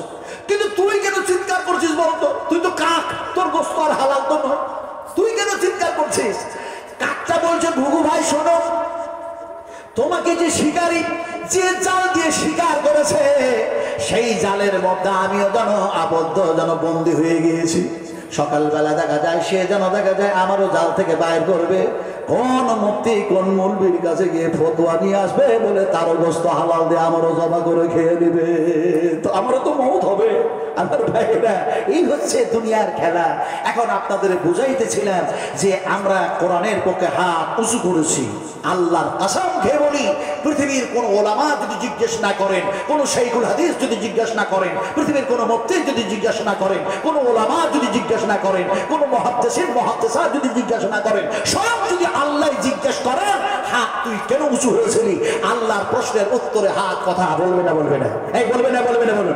বলবে তো? আল্লাহ রাব্বুল আলামিন জিজ্ঞেস করবেন, হাত তুই কেন উঁচু হয়েছিলি বল। সে সময় হাত যেন বলবে, রব্বি কারীম, যেন তুমি আমার স্রষ্টা, তুমি আমার হাত বানিয়েছিলে, তাই তুমি আমার মুনিব বা তুমি আমার মালিক। তোমার কোরআনের পক্ষে, তোমার নবীর পক্ষে আমি আল্লাহ, তুমি আল্লাহ, তোমার যেন গোলামি করতে গিয়ে আমি হাত যেন উঁচু হয়ে গিয়েছিলাম। আল-ইয়াওমা নাকতিমু আলা আফওয়াহিহিম ওয়া তুকাল্লিমুনা আইদিহিম ওয়া তাশহাদু আরজুলুহুম বিমা কানু ইয়াকসিবুন। তোমার হাত, তোমার পা, তোমার শরীরের সব কিছু আল্লাহ পাকের সামনে কথা বলবে। যেমন সুবহানাল্লাহ, হাত উঁচু করেছেন, নবীর সুন্নাত আদায় করেছেন, হাত উঁচু করেছেন, বিশ্ব নবীর সুন্নাত আদায় করেছেন। কেমনে সুন্নাত আদায় করলেন? আমি এখন সেই বিষয়ে যদি আলোচনা করতে চাই তাহলে অনেক লম্বা সময় হয়ে যাবে, ফলে সেই দিকে না গিয়ে বলি, আমরা কোরআনের উল্টা চলবো না, বলুন ইনশাআল্লাহ। আমরা নবীর উল্টা চলবো না, বলুন ইনশাআল্লাহ। উল্টা একটা ভাষা বলে ফেললাম ভাই, উল্টা। আপনারা উল্টা টুল্টা বলেন তো নাকি? উল্টা তো, উল্টার বিপরীত কি? হ্যাঁ, আমাকে একটু শিখান, আমি তো বিহারি মানুষ। উল্টার বিপরীত সোজা সোজা, ওই সিধা যেটা নাকি, সোজা সিধা যেটা আপনারা বুঝলেন, ভালোই বুঝেছেন। বিশ্বনবী সোজা কি বুঝাচ্ছেন শুনুন, এমনি করে যেন উল্টার বিপরীত নবীজি কি বুঝাচ্ছেন। বুখারী শরীফের হাদিস। সাহাবা কেরামেরা আপনাদের মতো বসে আছেন, রাসূল আকরাম সাল্লাল্লাহু আলাইহি সাল্লাম যেন একটা সিধা যেন দাগ টানলেন, আর সোজা দাগ টানার পরে সেই দাগের ডান দিকে বাম দিকে ছোট ছোট ছোট ছোট দাগ টেনে দিলেন। আর নবীজি বললেন, হাযা সিরাতুম মুস্তাকিম। হে পৃথিবীর মানুষেরা, নবীজি বলতেন, ও পৃথিবীর মানুষেরা, তোমরা যদি এই সোজা পথে জীবন বাস্তবায়ন করো, তাহলে তোমাদের থাকার গন্তব্যস্থল হবে বেহেশত, স্বর্গ। আর ডান দিকে বাম দিকে যত দাগগুলি টানলাম, এইগুলো হচ্ছে যেন পথভ্রষ্ট পথ। ফলে এই দিকে যদি চলাফেরা করো, তাহলে তোমাদের থাকার গন্তব্যস্থল হবে জাহান্নাম। নবীজি এটা বুঝালেন সোজা। এবার আপনারাকে আমি যুক্তি দিয়ে বোঝাই। এই হচ্ছে 34 নম্বর জাতীয় সড়ক, এই যে রাস্তা, এই রাস্তা দিয়ে একটা 22 চাকা অথবা 28 চাকার একটা লরি, এটাকে ধরুন আর উল্টায় দেন, উল্টায় দেন। বডিটাকে একইবারে দেখা যায় নিচু দিকে করে দিলেন, চাকাগুলি আর যেন ইঞ্জিনটাকে যেন অপর দিকে করে দিয়েছেন। গোটা পৃথিবীর সমস্ত ড্রাইভারগুলিকে একত্রিত করুন, আর ড্রাইভারগুলিকে একত্রিত করে বলুন, তোমাদের যা যোগ্যতা আছে, অভিজ্ঞতা আছে, এক্সপেরিয়েন্স আছে, সব লাগায়া দাও, আর উল্টা গাড়িটাকে একটু চালায়া দেখাও। কে কে পারবে? কোন ড্রাইভার পারবে? পারবে? পারবে না তো? আল্লাহ পাক বলছেন, তোমরা যদি আমি আল্লাহর সংবিধানের উল্টা চলো, তাওহীদুর রিসালাতের উল্টা চলো, আমি বিশ্বনবী মুহাম্মদ রাসূলুল্লাহ সাল্লাল্লাহু আলাইহি ওয়াসাল্লামকে তোমাদের কাছে মাহফুজ করেছি, তার থিওরি অনুযায়ী যদি জীবন চালাও, তাহলে আমি আল্লাহ কিয়ামতের মাঠে তোমাদের উল্টায়া দিব। তার মানে দেখা যায় তোমাদের পা দুটো উপর দিকে আর মুখমণ্ডল উপরে ভর দিয়ে যেন দাঁড় করায় দেব। শুধু দাঁড় করায় দেব না, বরং যেন ঠোঁটের উপরে ভর দিয়ে, মুখের উপরে ভর দিয়ে আমি আল্লাহ হাঁটায়া চালায়া জাহান্নামের মধ্যে নিক্ষেপ করে দেব। নবীজি যখন এই কথা বলছেন, সেই মুহূর্তে, সেই সময় এমন একজন যেন মা বসে আছেন, গোটা পৃথিবীর মুমিনদের মা, গোটা পৃথিবীর যেন মুমিনদের মা, তিনার নাম হলো উম্মাহাতুল মুমিনিন মা আয়েশা সিদ্দিকা রাদিয়াল্লাহু তাআলা আনহা। মা আয়েশা বললেন, ইয়া রাসূলুল্লাহ, সারা জীবনে মানুষগুলি সোজা হয়ে চললো, সিধা হয়ে চললো, তার মানে পায়ের উপরে ভর দিয়ে দিয়ে যেন চললো। এই সিধা হয়ে চলনেওয়ালা মানুষগুলি কিয়ামতের মাঠে তারাকে আল্লাহ পাক মুখের উপরে ভর দিয়ে দাঁড় করায় দিবে, ঠোঁটের উপরে যেন ভর দিয়ে হাঁটায়া জাহান্নামের মধ্যে নিক্ষেপ করে দেবেন। বিশ্বনবী মুহাম্মদ রাসূলুল্লাহ সাল্লাল্লাহু আলাইহি সাল্লাম বললেন, আয়েশা, আশ্চর্য হওয়ার কিছু নাই, আশ্চর্য হওয়ার কিছু নাই। যারা এই দুনিয়ায় পাপ করেছে, অন্যায় করেছে, গুনাহ করেছে, সীমা লঙ্ঘন করেছে, সীমা অতিক্রম করেছে, নবী ছেড়েছে, মসজিদ ছেড়েছে, মাদ্রাসা ছেড়েছে, তাওহীদ ছেড়েছে, আখিরাত ভুলেছে, জাহান্নাম থেকে বেপরোয়া হয়েছে, এক আল্লাহ থেকে বেপরোয়া হয়ে গিয়েছে, অবশ্যই তাদের ইন্তেকাম, তাদের ইন্তজাম, তাদের ফলাফল, তাদের রেজাল্ট যেটা আমি বললাম সেটাই হবে। কিয়ামতের মাঠে, হাসরের ময়দানে এটাই যেন হয়ে যাবে। মা আয়েশা টুকরে টুকরে কান্না করতে শুরু করে দিলেন। আর মা আয়েশা কান্না করে বলেন, ইয়া রাসূলুল্লাহ, কোরআনের উল্টা চলতে গিয়ে, নবীর উল্টা চলতে গিয়ে, বিপরীত কাজ করতে গিয়ে যদি এরকমটা হয়ে যায়, তাহলে সেইভাবে আল্লাহ সুবহানাহু ওয়া তাআলা কিভাবে করবেন একটু শোনান। নবীজি সে সময় বললেন, আফামাইয়ামসি মুকিম্মান আলা ওয়াজহিহি, ওয়াজহুকে মানে হলো চেহারা। কথা বুঝুন কিনি, এত আমি ব্যাখ্যা, এত বিশ্লেষণ করতে পারবো না। কথাটা বলতেছিলাম, সময়ের খুব অভাব। আগামী কালকেও প্রোগ্রাম, তারপরের দিন প্রোগ্রাম, তারপরের দিন প্রোগ্রাম, প্রতিদিনের জন্য প্রোগ্রাম, আলহামদুলিল্লাহ। ফলে আমি খুব তাড়াতাড়ি যেতে চাই আপনাদের কাছ থেকে। এখন দেখা যায় আলা ওয়াজহিহি, আহাদা, আল্লাহ পাক যেন বললেন, ও নবী শোনায়া দাও, পৃথিবীর মানুষগুলিকে বলে দাও, আলা ওয়াজহিহি, এই চেহারার উপরে, এই সেকেল সুরাতের উপরে, এই মুখের উপরে শুধু আমি ভর দিয়ে দাঁড় করায় দিব না, এটাকে হাঁটায়া চালায়া জাহান্নামের মধ্যে নিক্ষেপ করে দেব। মানুষগুলি যখন জাহান্নামের মধ্যে যাবে, নরকের মধ্যে চলে যাবে, দোজখের মধ্যে চলে যাবে, সেই সময় যেন তারা ক্রন্দন করবে আর কান্না করবে, আর তারা যেন বলবে তাদের ভাষাগুলি কি হবে, সে সময় তারা কান্না করবে, কথাগুলি কি বলবে, কথাগুলি ভাষাগুলি কি। আল্লাহ সুবহানাহু ওয়া তাআলা কোরআনের মধ্যে কোট করে দিয়েছেন, আল্লাহ যেন তাদের ভাষা যেন পৃথিবীর মানুষকে শোনাচ্ছেন। এরা কি বলবে শোনো, এরা যেন বলবে ক্বালু রব্বানা আমাতনা সানাতাইন ওয়া আহইয়াতানা সানাতাইন ফাতারাফনা বিযুনুবিনা ফাহাল ইলা খুরুজিম মিন সাবিল। সাবিলকে মানে হলো রাস্তা, জুনুবকে মানে হলো পাপ। আমি প্রতিটি শব্দের যেন অর্থ করতে যাচ্ছি না, সময় অনেক হয়ে যাবে। তো সাবিল রাস্তা, জুনুব পাপ, তার মানে উল্টা পাপ, গুনাহ, অন্যায় যা কিছু করেছি, এই আল্লাহ ভুল করেছি, এই রব্বি করিম, এই ওয়াহদাহু লা শারীকা লা, আমরা বড় অন্যায় করে দুনিয়ার জমিন থেকে তোমার দরবারে এসেছি মাবুদ, বড়ই যেন ভুল হয়ে গেছে, বড়ই যেন অন্যায় হয়ে গেছে, জুলুম করেছি নফসের উপরে, ফলে জাহান্নামের মধ্যে তুমি পাঠিয়ে দিয়েছো। এই জায়গায় আর বরদাস্ত করতে পারি না, ধৈর্য ধারণ করতে পারি না, ফলে এখান থেকে বাঁচার কোনো পথ আছে কিনা তুমি বলে দাও। আল্লাহ সুবহানাহু ওয়া তাআলা বলবেন, তোমাদের সাথে যা ওয়াদা ছিল সেই ওয়াদা মোতাবেক সেই জায়গায় তোমাদেরকে রাখা হয়েছে। তোমাদের সঙ্গে ওয়াদা ছিল যদি নবীর উল্টা চলো, কোরআনের উল্টা চলো, আমি এক আল্লাহর সংবিধানের উল্টা চলো, তাহলে জাহান্নামে যেন থাকা লাগবে, সেটাই যেন তোমাদের সঙ্গে ওয়াদা ছিল। হাযিহি জাহান্নামুল্লাযী কুনতুম তুআদুন, ওয়াদা করেছিলাম, প্রতিশ্রুতি দিয়েছিলাম এখানে থাকা, তাই তোমাদেরকে এখানেই যেন পাঠিয়ে দেওয়া হয়েছে। জোরে বলি আল্লাহু আকবার, জোরে বলি আল্লাহু আকবার। আমি বুড়ো মানুষ যত জোরে আল্লাহু আকবার বলি, ছেলেরা, ও যুবকেরা, ও তরুণের দলেরা, আমার নবীজিকে সাহায্য করেছেন যুবকের দলেরা, একটু জোরে বলুন আল্লাহু আকবার, আরো জোরে বলুন আল্লাহু আকবার। আল্লাহ হোসেন মহান, আল্লাহর সর্বক আকাশে জমিনে আর কেউ নাই। আমি বুড়ো মানুষ একটা শব্দ ব্যবহার করেছি, আপনাকে বুড়ো মানুষ বুঝায়। আচ্ছা, এই দাড়ি কিসে দেখেছে? হ্যাঁ, আমাদের দাড়ি পাকলো কিসে? হ্যাঁ, বয়সে। আশ্চর্য মানুষ বলছে বয়সে পেয়ে। আরে ভাই, যার বয়স হবে, এখন দেখা যাচ্ছে কিছু ছোট ছেলে তাদের মাথার চুল পেয়ে গেছে, তাহলে ওদের বয়স হয়ে গেছে। কি আমাদের ধ্যান, কি আমাদের ধারণা, কি আমাদের যেন কি কি বলে কি জানি, আল্লাহ জানে। শোনো, বুখারী শরীফে হাদিস শোনা, দাড়ি পাকলো কেন? নবীজি বলছেন, আল্লাহর কসমকে বলি, পৃথিবীতে এমন কোন শাইখুল হাদিস নেই যে বলবে যে নাজমালাম যেটা বলে গেছে সেটা হাদিসটা একেবারেই ভিত্তিহীন। এ বলার সাহস কাউরি কলিজাতে ক্ষমতা নাই। কথা বুঝেন কি নিয়ে? বিশ্বাস করুন, বুখারী শরীফের হাদিস। উম্মাহাতুল মুমিনিন মা আয়েশা বলছেন, ইয়া রাসূলুল্লাহ, বয়সের কারণে কি আপনার এই দাড়িগুলি পেকে সাদা হয়ে গেল, মাথার চুলগুলি কি পেকে সাদা হয়ে গেল বয়সের কারণে? নবীজি বলছেন, লা লা লা, না না না, ও আয়েশা, আমার মাথার চুল, আমার মুখের দাড়ি, এগুলি পেকে যেন সাদা হয়েছে কিয়ামতের চিন্তা করতে করতে। আর আমাদের দাড়ি পাকলো, মাথার চুল পাকলো দুনিয়া করতে করতে।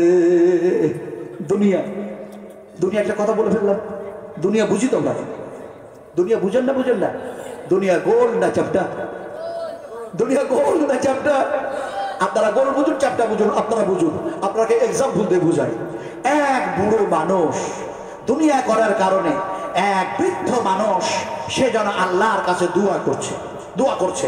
আপনারা দয়া করে বলুন, এখন বুড়ো মানুষের দোয়া কবুল হবে না যুবকদের দোয়া কবুল হবে? হ্যাঁ, যুবক না বুড়ো? যুবক। ও, হাদিস জানা আছে যে যৌবনকালের ইবাদত আল্লাহ পাকের কাছে বেশি গ্রহণযোগ্য। হ্যাঁ, এই হাদিস জানা আছে আপনাদের। কিন্তু ওই যৌবনকালটা আমি বুড়ো মানুষ তো পার করে এসেছি, কিন্তু এ সময় ওই যুবকের দোয়া নয়, ওটা ছিল ইবাদত। দোয়া কবুল হচ্ছে বুড়ো মানুষের। জোরে বলুন সুবহানাল্লাহ। বুড়ো মানুষটা দোয়া করলো, এই আল্লাহ, আমি কোনো মাজারে যাব না, কোথাও যাব না, আকাশে যাব না, চাঁদে যাব না, সূর্যে যাব না, নদে যাব না, খালে যাব না, বিলে যাব না, কোথাও যাব না। তুমি বলেছো উদুনি আস্তাজিব লাকুম, তোমরা আমাকে ডাকো, তোমাদের ডাকে সাড়া দেব। তোমরা আমার কাছে চাও, তোমাদের অভাব মোচন করে দেব। তোমরা আমার কাছে চাও, তোমাদের জীবনের জিন্দেগির গুনাহ মাফ করে দেব। তো বুড়ো মানুষটা কারোর কাছে না গিয়ে বৃদ্ধ মানুষ একেবারে এই গালের চামড়াগুলি জড়ো সড়ো হয়ে গেছে, হাতের স্ক্রিনগুলি জড়ো সড়ো হয়ে গেছে, একেবারে বুড়ো মানুষ। সে আল্লাহর কাছে দোয়া করলো, আল্লাহ আমাকে ছেড়ে দাও, আল্লাহ আমাকে ছেড়ে দাও, আল্লাহ আমাকে ছেড়ে দাও। সন্তান যেন দিয়ে দেওয়া হলো, সন্তান সে পেয়ে গেল। বৃদ্ধ মানুষটা খুশিতে আটখানা হয়ে আনন্দিত হয়ে সে এক আল্লাহর প্রশংসা করতে শুরু করে দিল। আলহামদুলিল্লাহিল্লাযী ওয়াহাবা লি আলাল কিবারি ইসমাঈল ওয়া ইসহাক। ইসমাইলকে পেয়ে গেলেন, ইসহাককে পেয়ে গেলেন, আর যিনি দোয়া করলেন বুড়ো মানুষ, তার নাম হলো ইব্রাহিম আলাইহিস সালাতু সালাম। এবার দুনিয়া যে বুড়া করছে, ওই বৃদ্ধ মানুষটাকে ঘটনা শোনায়। এক বৃদ্ধ মানুষ ছেলেদের জন্য, মেয়ের জন্য, পোতার জন্য, নাতির জন্য, সকলের জন্য দেখা যায় দুনিয়া করতে করতে করতে করতে একেবারে বুড়ো হয়ে গেছে। এখন সেই বৃদ্ধ মানুষ বলছে, এই বর্ষার সময় চাষ না করলে আমার জমিগুলি সব যেন পতিত থেকে যাবে। তো ঘাড়ে নিয়েছে নাঙল। আপনারা নাঙল বলেন না হাল বলেন না? হ্যাঁ, নবাব সিরাজুল্লাহ দেশের মানুষ আপনারা। আমি বাংলা, বিহার, উড়িষ্যার নবাব, কথা বুঝেন কিনি? আমি ইতিহাস আজকে বলবো না। মৌলানা ফজলুল হক খায়রাবাদী, মৌলানা ইয়াহিয়া খাঁ, মৌলানা আবুল কালাম আজাদ, আমি কি বলবো সেই সমস্ত ঔরঙ্গজেব, আমি সেই সব ইতিহাস বলে এই সময় আজকাল মজবুরটাই আলাদা, কথা বুঝেন কিনি? আজকাল স্টেজটাই আলাদা, আমি সেগুলি টেনে আনবো না। কথাটা বলতেছিলাম যে আপনারা হাল বলেন, নাঙল বলেন, আলহামদুলিল্লাহ, হাইয়াকাল্লাহ, দুটোই বলেন। কবি কিন্তু দুটা বলছে না, কবি বলছে জয়নাল ধরে হাল, অবিনাশ কাটে ঘাস, কথা বলছেন কিনি? কবি বলল সর্বনাশ, আমি যেন দেখা যায় জয়নালের নামটা প্রথমে আনলাম, অবিনাশের নামটা পরে আনলাম, তাও ঘাস কাটছে, তাও ঘাস কাটছে। কবিতা রচনা করা ভুল হয়ে গেছে। এখন দেখা যায় বলছে কবি আবার কবিতা আবার রচনা করতে হবে। কবিতা নতুন লিখতে গিয়ে বলল কি, আই কম বাই কম, রেলগাড়ি ঝমঝম, পাঁপে ছিল আলুর দাম, হাট্টিমা টিম টিম, তারা মাঠে পারে ডিম, তাদের খাড়া দুটো সিং, তারা হাঁটতে পারে। ছেলেদেরকে জিজ্ঞেস করছে পিতা মাতা, কি টিউশনি মাস্টার পড়ো? কে জানে, ডিম আর সিং, ডিম আর সিং। এখন মাস্টার বুঝে না, ছাত্র বুঝে না। আপনারা বলেছেন হাল, আপনারা বলেছেন না, আল্লাহ পাক শোনাচ্ছেন, শোনান মুসলিম শরীফের হাদিস, বিশ্বাস করুন বুখারী শরীফের মধ্যে হয়েছে, আপনারা যখন ভালো কাজ করবেন, হাফেজ বানালেন, আলেম বানালেন, হাফেজা বানালেন, মাদ্রাসা বানালেন, মসজিদ বানালেন, এরাকে ভালোবাসলেন, শরীরের যেন রক্ত ঘামানো, টাকা পয়সা, সোনা চাঁদি দিয়ে সব কিছু দিয়ে সাহায্য করলেন, যখন আপনি যেন দেখা যায় আল্লাহর স্বর্গে যাবেন, জান্নাতে যাবেন, আল্লাহ সে সময় যেন বলবেন উদখুলুহা বিসালামিন আমিন, এর মধ্যে প্রবেশ করো। আর এটা হচ্ছে যেন শান্তির জায়গা, আর এটা হলো নিরাপত্তার জায়গা। আপনাকে আল্লাহ যেন জান্নাতের মধ্যে, স্বর্গের মধ্যে প্রবেশ করায় দিল, তারপরে যেন আপনি আল্লাহকে বলবেন আমাকে হাল দাও। নবীজি বলছেন আপনি বলবেন হাল দাও, নাঙল দাও। আল্লাহ জানবেন, তারপরে যেন হাসবেন আর বলবেন কোন বান্দার বান্দা। এই জান্নাতের স্বর্গে আসার পরও নাঙল চাই, হাল চাই। আমি সেই দিকে গেলাম না। হাল আপনারা চাইবেন, নাঙল চাইবেন, জমি চাইবেন, চাষ করতে চাইবেন। আল্লাহ বলবেন বান্দা এরকম চাইছিস কেন বল, আমি তো পারি সব করতে, কেন কেন চাইস? তখন ওরা বলবে লাহুম মা ইয়াশাউনা ফিহা ওয়া লাদাইনা মাজিদ।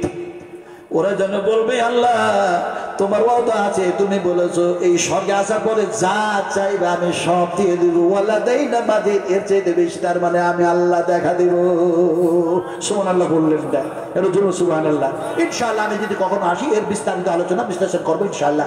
এখন দেখা যায় ওই যে নাতি পোতার জন্য, ছেলে মেয়ের জন্য যে বুড়ো দুনিয়া করছে, ও ঘাড়ে এখন নাঙল নিয়েছে আর দুইটা গরু নিয়েছে।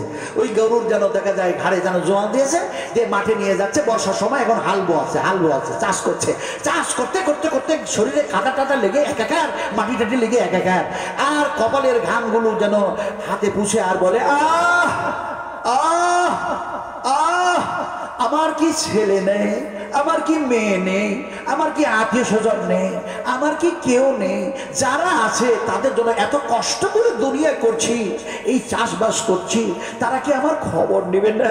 তারা কি আমার খবর নেবেন না? তার মানে আমার জন্য কি কেউ একটু খাবার নিয়ে আসবে না?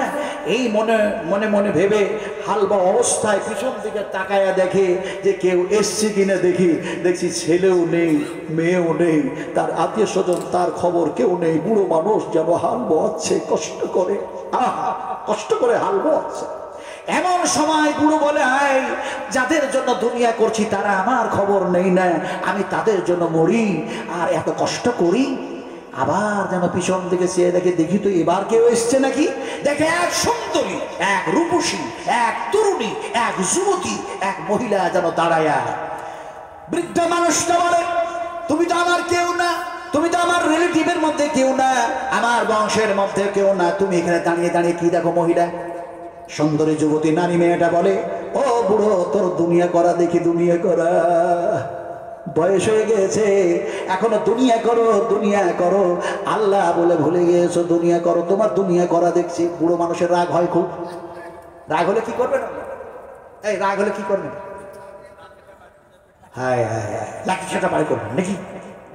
নবীজি বললেন, যদি রাগ হয়, যদি রাগ হয়ে যায়, তাহলে দেখা যায় উজু করে নাও, সুন্দর করে উজু করে নাও। এরপরে যদি রাগ কন্ট্রোল না হয়, তাহলে পরে এমনি করে যেন দেখা যায় পানি পান করে নাও।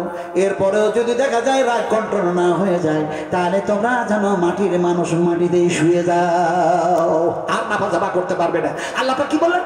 ওয়াল কাদিমিনাল গায়দা ওয়াল আফিআনিন নাস ওয়াল্লাহু ইউহিব্বুল মুহসিনিন। যারা রাগ কন্ট্রোল করে, মানুষকে ক্ষমা করে, নিশ্চয়ই তারা ভালো মানুষ, আমি আল্লাহ তারাকে মহব্বত করি। জোরে সুবহানাল্লাহ। কিন্তু বুড়ো মানুষটা রাগ দেখায়া হাল টাল ছেড়ে দিয়ে হাতের কাটা টাটাগুলো পানিতে ধুয়ে ওই মহিলার কাছে গেছে, গিয়ে বলে, এই সুন্দরী রূপসী, তুমি আমার দুনিয়া করা দেখো, তুমি আমার প্রতি এত তোমার মায়া। তো বুড়ো বলছে, তুমি যখন মায়া দেখিয়ে আমার দুনিয়া করা দেখছো দাঁড়িয়ে দাঁড়িয়ে, আমি বিয়ে করবো তোমাকে। হায় হায় হায় হায়, এমনি তো মরে দুনিয়া করতে গিয়ে, এখন বুড়ো বলছে আমি তোমাকে বিয়ে করব। সুন্দরী রূপসী তরুণী মহিলা বলছে, দেখো, তুমি যদি আমার বিয়ে করো, আমি বিয়ে করতে রাজি আছি, কিন্তু চলো কাজের কাজে চলো। সে বিয়ে পড়াবে, আমি বিয়ে করে নেবো, তুমি বিয়ে করে নেবে, দুনিয়া আরো ভালো করে করবো। দেখেন না, মানুষ দুনিয়া ভালো করে করছে। মোচ সাদা হয়ে গেছে, দাড়ি সাদা হয়ে গেছে, মাথার চুল সাদা হয়ে গেছে, তারপরে যেন কালো কালো কি যেন লাগাচ্ছে না, কি লাগাচ্ছে না? কলপ। হ্যাঁ ঠিক, কলপ। এখন কলপ টলপ লাগাইয়া স্ত্রী সামনে গেছে, বলে দেখো আমি কেমন যুবক। কিন্তু স্ত্রী তো ভালো করে জানে তুমি ক সেকেন্ডের যুবক, ও ভালো করে জানে, খামাখা ধোকা দেয়। নবীজি বলেছেন, খবর দাও, কালো কলপ করতে পারবে না। যদি আমি নবীর সুন্নাত আদায় করো, তাহলে মেহেন্দি কালার দাড়িতে মাথাতে লাগাও, আমি নবীর সুন্নাত আদায় হয়ে যাবে। সেটা যদি না করো, তোমার দাড়ি যত পাকবে, আল্লাহ পাক তোমার সম্মান বাড়ায় দেবে। আর শুধু দুনিয়াবি সম্মান নয়, এক একটি যেন দাড়িতে আল্লাহ পাক এক একটা নূর কিয়ামতের মাঝে দান করবে। জলুন সুবহানাল্লাহ। খামাখায়রা দাড়ি রং করছে, যাকে সেদিকে আমি যাবই না। আমার ভাইরা, এখন দেখা যায়, বললো চলো কাজের কাছে চলো। কাজের কাছে গেছে, কাজী বললো, কি করতে এসছো তোমরা? একজন বুড়ো আর একজন সুন্দরী রূপসী তরুণী, এসছো কেন? তো বুড়ো বলছে, আমি একে বিয়ে করব, তুমি আমার ওর সাথে আমার বিয়ে পড়িয়ে দাও। কাজী বলে, সে হলো তরুণ, বয়সটা দেখা যায় কাঁচা। এমন সময় দেখা যায় সে যেন বলে, ও বুড়ো মানুষ, শোনো, এই সুন্দরী রূপসীকে তুমি বিয়ে করতে কি চাও? বলে হ্যাঁ চাই। তাকে বললো, তুমি কি চাও? বলে হ্যাঁ চাই। এমন সময় দেখা যায় কাজী বলল, শোনো বৃদ্ধ মানুষ, আমি কসম খেয়ে বলি আল্লাহ, এর সৌন্দর্য আল্লাহ পাক যা দান করেছেন, এর সৌন্দর্য তুমি বজায় রাখতে পারবে না, ফলে তুমি বিয়ে করতে পারবে না। আমি যুবক, আমি কাজী, আমি এর বিয়ে করব। ঝগড়া শুরু করে দেব। আজকে ঝগড়া হচ্ছে না? America, Europe, Britain, Bharat, Bangla, Pakistan, বুঝুন ভালো করে, আমি অত খুলে বলবো না, ফিলিস্তিন, ইসরায়েল ইত্যাদি ইত্যাদি, আমি কি যাবো না। ওরা ঝগড়া শুরু করলো। তুমি ওই সুন্দরী রূপসী তরুণী বলছে, এই বুড়ো ঝগড়া করো না, কাজী তুমি ঝগড়া করো না। ও একটা আয়াত ফিট করলো। কি বললো? সুন্দরী রূপসী তরুণী বলল, فإن تنازعتم في شيء فردوه إلى الله والرسول। তোমরা যখন কোনো সমস্যায় পড়বে তা দিয়ে ঝগড়া না করে আল্লাহ এবং আল্লাহ রাসূলের সম্মুখীন হও। কোরআন এবং হাদিস যা ডিসিশন দেয়, যা ফায়সালা দেয়, তা মাথা মতো করে মেনে নাও। ও বুড়ো, ঝগড়া করো না, ঝগড়া করো না। তামাজা আকে মানে ঝগড়া, তামাজা আকে মানে ঝগড়া, ঝগড়া করো না। সুন্দরী রূপসী তরুণী বলছে ঝগড়া না করে চলো ফায়সালা করতে যাবো। বলে কোথায় যাবে? বলে রাজার কাছে। রাজার কাছে গেছে, রাজাকে গিয়ে সব ঘটনা শোনালো। এখন রাজা বলল যে বৃদ্ধ মানুষটা, তোমার জমি কতগুলো আছে? তুমি কত বিঘা জমির মালিক? বৃদ্ধ মানুষটা রেগে বলে, আপনি জানেন না আপনাকে কর দি, খাজনা দি, সব দি, আমি কত বিঘা জমির মালিক আপনি জানেন না? 110 বিঘা জমির আমি মালিক, তাই তো আমি বিয়ে করতে চেয়েছি। রাজা বলল, শোনো, সেই আল্লাহর কসম খেয়ে বলি, এমনি করে তুমি যদি 110 বিঘা কেন, এমনি করে 100 কোটি 10 লাখ একর বিঘার জমির যদি তুমি মালিক হও, তারপরেও যেন এই সুন্দরী মেয়ের যেন সৌন্দর্য বজায় রাখতে পারবে না, ফলে পুরো তোমাকে আমি বিয়ে করার অধিকার দিতে পারবো না। কাজী বিয়ে পরে তুই ক টাকা পাস রে? এই ক টাকা পাস? তুই 100 টাকা পাস, তোর তো নিজেরই সংসার চলে না। এই সুন্দর রূপসীকে বিয়ে করতে চা? আমি রাজা, আমার মালের অভাব নয়, আমি বিয়ে করব। হায় হায়, কি যেন সমস্যা। রাজা বলে আমি বিয়ে করব, এমনি করে দেখা যায় কাজী বলে আমি বিয়ে করব, চাষি যেন বৃদ্ধ মানুষ বলে আমি বিয়ে করব। এখন সেই সুন্দরী রূপসী তরুণী বলল, তোমরা ঝগড়া না করে এক কাজ করো, তোমরা যখন আমারে বিয়ে করতে চাইছো আমি বিয়ে করব, তবে শর্ত হলো এটাই, আমি ছুটতে শুরু করলাম, তোমরা আমার পিছনে দৌড়াও, তোমাদের তিনজনের মধ্যে যে আগে আমাকে প্রথমে ধরে নেবে কথা দিচ্ছি আমি তারে বিয়ে করে নেব।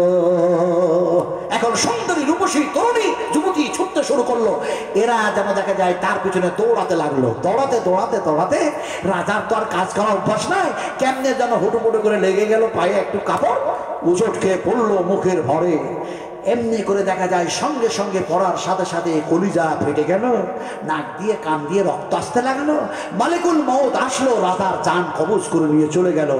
ওর বিয়ে করার শখ শেষ। কথা বুঝেন কি? আছে দুইজন। এখন বৃদ্ধ মানুষ বলছে অত সহজে হার মানব না, চাষ করে করে ছোট্টবেলা থেকে কাজ করে করে স্ট্রং হয়ে আছি, অত তাড়াতাড়ি হার মানবো না। এ যেন ওই কাজের চাইতে বেশি জোরে ছুটতে গেছে, আলে কেমনে করে যে পাটা লাগলো, মুখের ভারে সেও যেন পড়লো। মালিকুল মউত আসলো, তারও জানটা কবজ করে নিয়ে চলে গেল। এখন কাজী তরুণ এ যেন ছুটতে আছে, সেকেন্ডের মধ্যে সে সুন্দরী রূপসী তরুণী পর্বতের উপরে চেপে বলে, এখনো ধরতে পারো না, শর্ত আছে ধরা। দুইজন শেষ হলো, তুমি এখনো ধরতে পারো না। এখন এই যুবক কাজী এখন দেখা যায় পর্বতের উপরে তাকে ধরার জন্য চেপেছে, সেকেন্ডের মধ্যে সুন্দরী রূপসী তরুণী পর্বত থেকে নিচে এসছে, বলে এখনো ধরতে পারো না। এমন সময় যুবক পাহাড়ের উপর থেকে ঝাঁপ দিয়েছে ধরার জন্য। বাস একই খেলা, একই সিন ঘটে গেল। মালিকুল মউত আসলো, তারও জানটা কবজ করে নিয়ে চলে গেল। সুন্দরী রূপসী তরুণী মহিলা সেই সময় যেন বলতে শুরু করলো, আনা দুনিয়া, আনা দুনিয়া, আনা দুনিয়া, আনা দুনিয়া, আমি হলাম দুনিয়া, আমি হলাম দুনিয়া। আমি সুন্দরী, আমি রূপসী, আমি তরুণী, আমি যুবতী। মহিলাদের মতো আল্লাহ পাক তারাকে যেমন সৌন্দর্য দান করেছেন, তেমনি করে দুনিয়াটাকে আল্লাহ পাক সুন্দর করে সাজায়া দিয়েছেন। এত সুন্দর করে সাজায়া দিয়েছেন, কাউরে মনে হয় না দুনিয়া ছেড়ে কবরে চলে যায়, কাউরে মনে হয় না যে দুনিয়া ছেড়ে দিব। দুনিয়া করতে করতে করতে করতে দুনিয়া করেই যায়। ফলে যেন আমি হলাম দুনিয়া, যেন সুন্দর থেকে সুন্দর, ভালো থেকে ভালো। তাই আনা দুনিয়া, আনা দুনিয়া, তোমরা আমার পিছনে দৌড়াতে গিয়ে কোরআন ছেড়ে দিও না, হাদিস ছেড়ে দিও না, নবী ভুলে যেও না, আল্লাহ ভুলে যেও না, মওত ভুলে যেও না, কবর ভুলে যেও না, জাহান্নাম ভুলে যেও না, পরকাল ভুলে যেও না। আনা দুনিয়া, আনা দুনিয়া, আমি হলাম দুনিয়া। আল্লাহ পাক বলেন, ওমা হাযিহিল হায়াতুদ দুনিয়া ইল্লা লাহু ওয়া লাইবুন। খবরদার! আল্লাহ পাক এবার সতর্ক করছেন, এক্সাম্পল দিয়ে বুঝালাম, আর আল্লাহ যেন সতর্ক করছেন, খবরদার!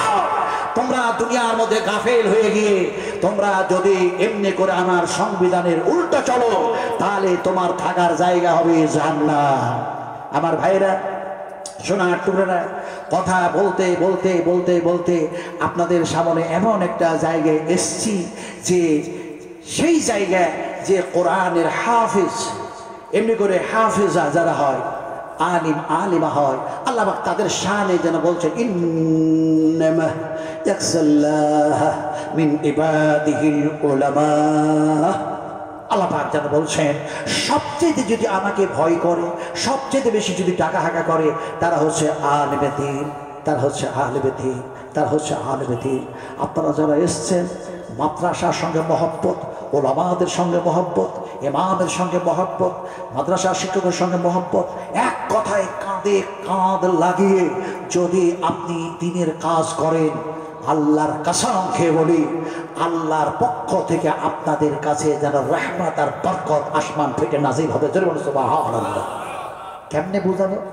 এমনি করে বুঝায়, একদিন যেন বিশ্বনবী মুহাম্মদ রাসূলুল্লাহ সাল্লাল্লাহু আলাইহি সাল্লামের অর্ধাঙ্গিনী, তার মানে আমাদের মা, মুমিনদের মা, তিনি যখন দেখা যায় এই দুনিয়া থেকে পরকাল গমন করছেন, ইহকাল থেকে পরকাল গমন করছেন, মৃত্যুবরণ করেছেন, সাহাবা کرام রাদিয়াল্লাহু তাআলা আনহুরা মসজিদে নববিয়ার মধ্যে কান্না করছেন, কান্না করছেন, কান্না ক্রন্দনে যারা ভেঙে পড়েছে।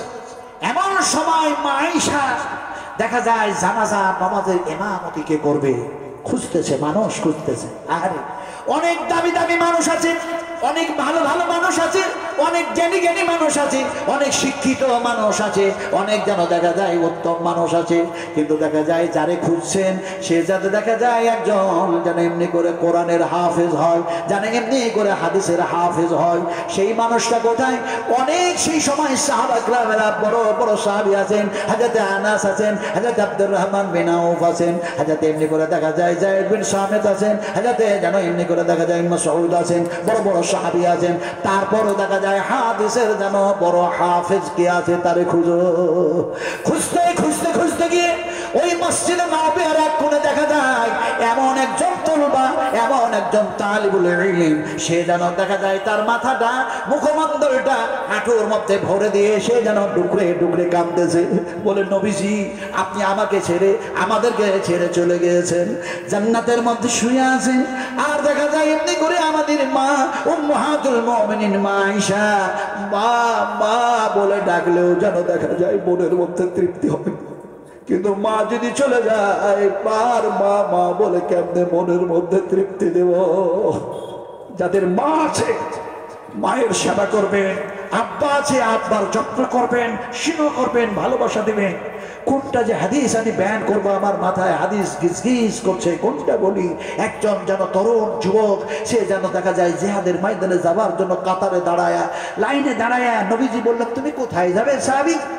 যুবকটা বললো ইয়া রাসূলুল্লাহ আমি জিহাদের ময়দানে যাব, আল্লাহর নৈকট্য লাভের উদ্দেশ্যে গিয়ে আমি যেন দেখা যায় শহীদ হয়ে যাব। নবীজি বললেন তোমার কেউ নাই? ওই সাহাবীটি বললেন দুইজন ছিল, একজন পিতা, একটি যেন মাতা, তার মধ্যে পিতা যেন অমুক জিহাদের ময়দানে শহীদ হয়ে গিয়ে আল্লাহর কাছে জমা হয়ে গিয়েছেন। এ সময় দেখা যায় আমার মা আছে, আমার যেন মা আছে, আমার সে মায়ের বয়স হয়ে গিয়েছি, ফলে যেন আমি আর থাকতে চাই না, আব্বার কাছে গিয়ে সেই আল্লাহর কাছে গিয়ে জমা হয়ে যেতে চাই। নবীজি বললেন জিহাদের ময়দানে যাওয়া লাগবে না, জিহাদের ময়দানে যাওয়া লাগবে না, বাড়ি ফিরে যাও আর তোমার মায়ের খিদমত করো, সেবা করো।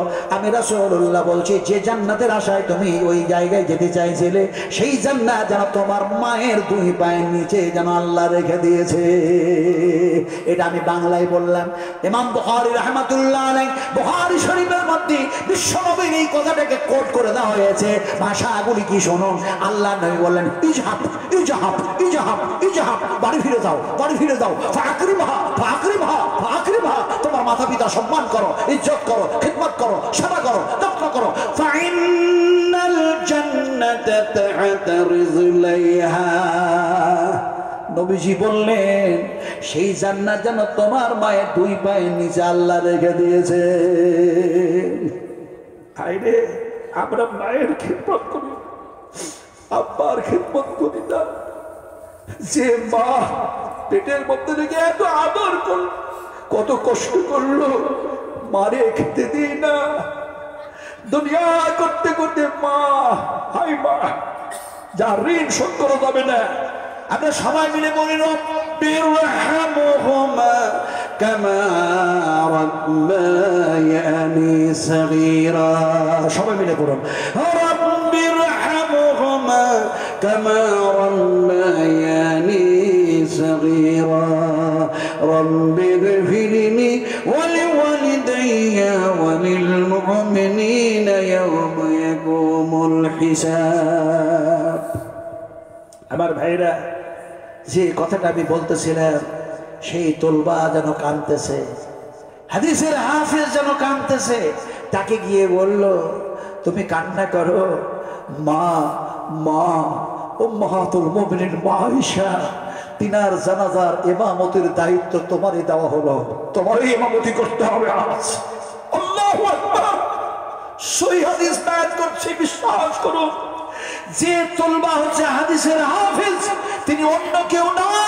তিনি হলেন হযরত আবু হুরায়রা রাদিয়াল্লাহু তাআলা আনহু সুবহানাল্লাহ আমি যখন জান্নাতুল বাকিয়ার মধ্যে গেলাম তখন দেখলাম 10,000 সাহাবী শুয়ে আছেন আর দেখা যায় মা আয়েশার কবর হযরত উসমান গনির কবর আর দেখা যায় অন্যান্য পৃথিবীর মানুষের কবর জান্নাতুল বাকিয়ার মধ্যে আমি সেখানে যখন গেলাম তখন মনে পড়ে গেল নবীজির হাদিস মনে পড়ে গেল এই জায়গারই কথা তো নবী বলেছেন এই জায়গাটার কথাই বলেছেন যে 70,000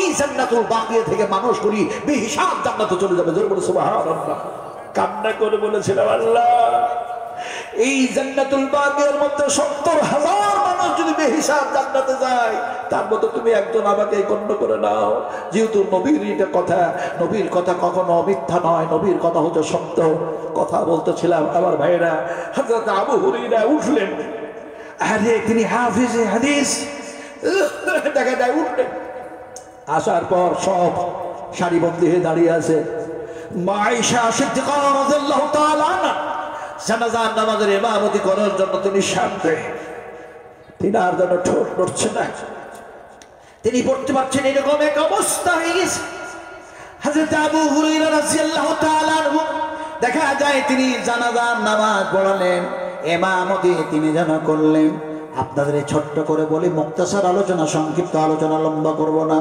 এখন দেখা যায় হযরত আবু হুরায়রা তিনি হাফেজে হাদিস দেখা যায় হাদিসের তিনি হাফেজ ছিলেন সমস্ত সাহাবীদের চাইতে যেন আবু হুরায়রা হাদিস সবচেয়ে বেশি মুখস্থ ঠোঁটস্থ ছিল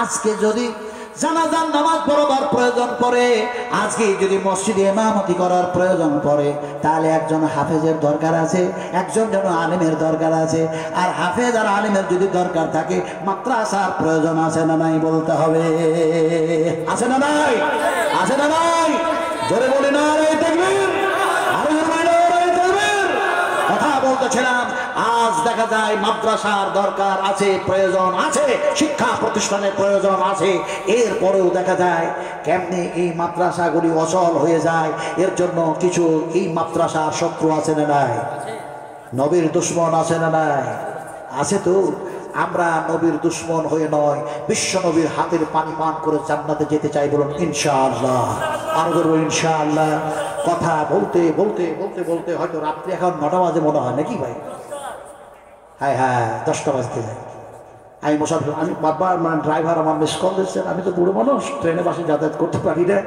আবার ড্রাইভার বলছে হুজুর প্রতিদিন আর কত বলবেন নবীজি বললেন শোনো কম বলো কম আমল করো তাও বললেন না শুধু বেশি উত্তম আমল করো বেশি জরুর সুবহানাল্লাহ আমল করো না নবীজি বলেন উত্তম আমল যেগুলি ভালো আমল সেগুলি বেশি বেশি করে করো লাস্ট একটা হাদিস এইটা মজমুনটাকে ফিনিশিং আনকমপ্লিট মজমুন অসম্পূর্ণ বিষয়বস্তু রেখে বিদায় নিতে হচ্ছে যেহেতু রাত্রি 10টা বাজতে যাচ্ছে তো লাস্টে একটা হাদিস বয়ান করে আমি দোয়া করবো ইনশাআল্লাহ চলে যাবো কথাটা বলতেছিলাম কি যে বিশ্বনবী মুহাম্মদ রাসূলুল্লাহ সাল্লাল্লাহু আলাইহি সাল্লামের কাছে একটা দেহাতি মানুষ আসলো আপনারা টাউনের মানুষ আর একটা পল্লী গ্রামের মানুষ কোথা থেকে যেন আসলো এসেই যেন বললো আসসালামু আলাইকা ইয়া রাসূলুল্লাহ আপনারা নবীকে সালাম দেন না দেন তো কাউরি মনে সাহস হয় না তাই তো নবীকে আবার সালাম কি দেবে আরে নবীকে সালাম না দিলে একজন মুমিনের রাত গত হয় না দিন গত হয় না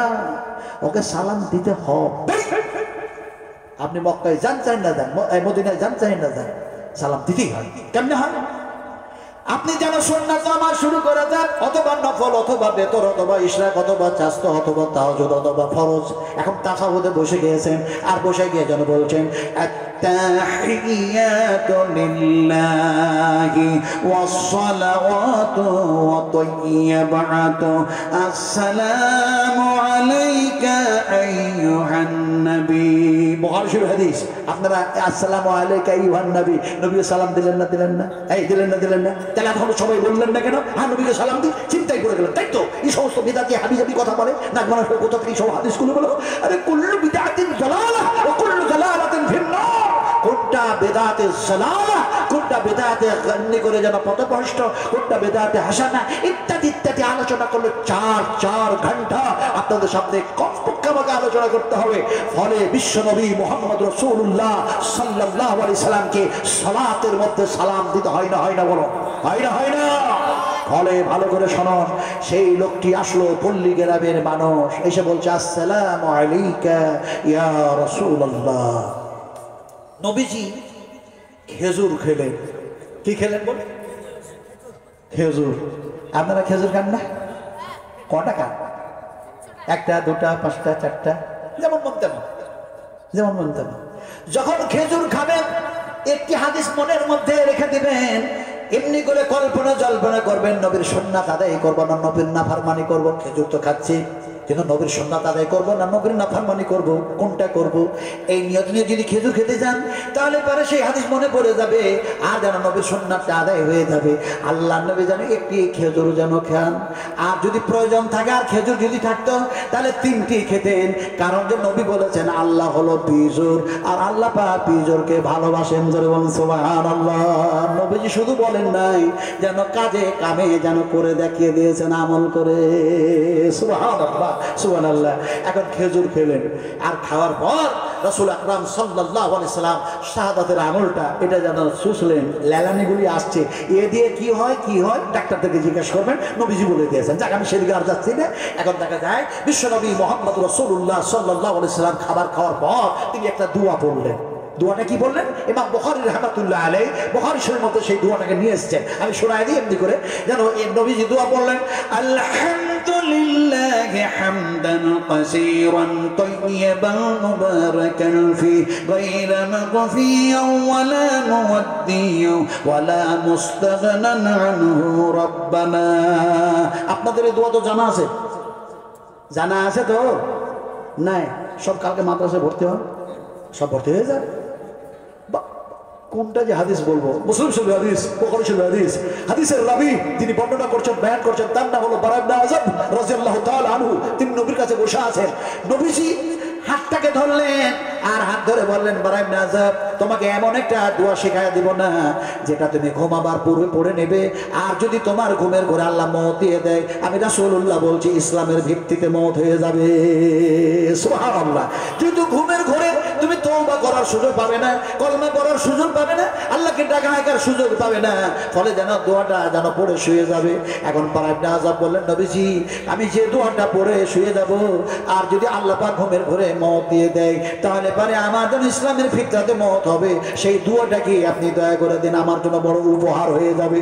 নবীজি যেন বলতে শুরু করলেন, আল্লাহুম্মা নাফসি ইলাইকা ওয়াজহাতু ওয়াজহি ইলাইকা ওয়া ফাওয়াজতু আমরি ইলাইকা ওয়া আলজাতু জহরি ইলাইকা রাগবাতান ওয়া রাহবাতান ইলাইকা লা মানজা ওয়া লা মানজা মিনকা ইল্লা ইলাইকা।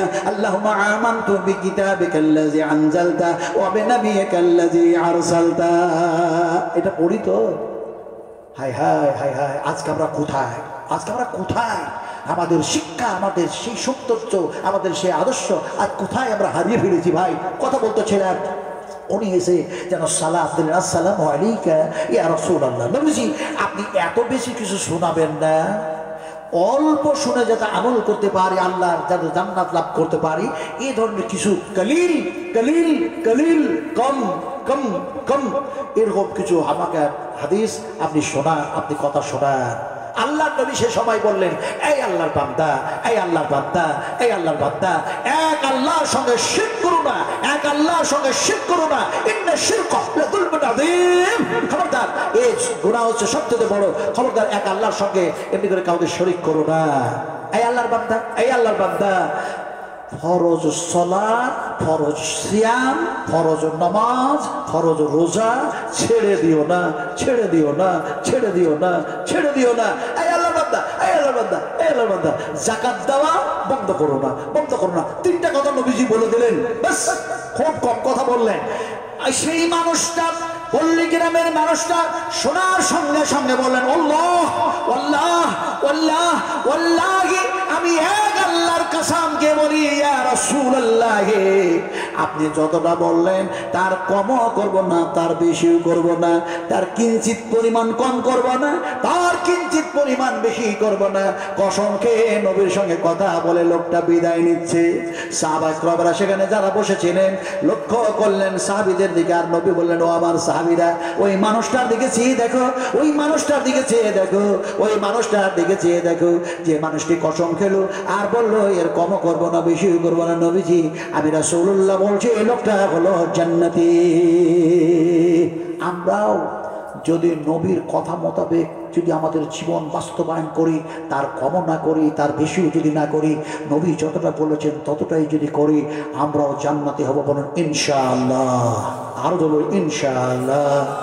আপনাদের কাছে বলতে চাইলাম, শুনি কম, বলবো কম, আমল করব বেশি, উত্তম আমল করবো বেশি। বলি ইনশাআল্লাহ।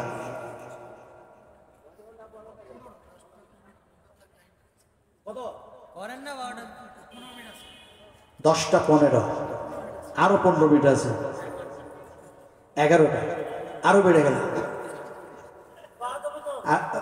বলে 12টা পর্যন্ত।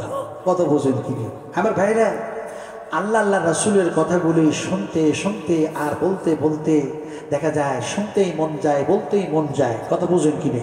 তবে কেউ উঠবো না আমরা, আমি মুসাফির মানুষ, আপনাদের জন্য দোয়া করব। দোয়া জানেন তো, দোয়া মুসাফিররা করলে সে দোয়া আল্লাহ তারপরে কবুল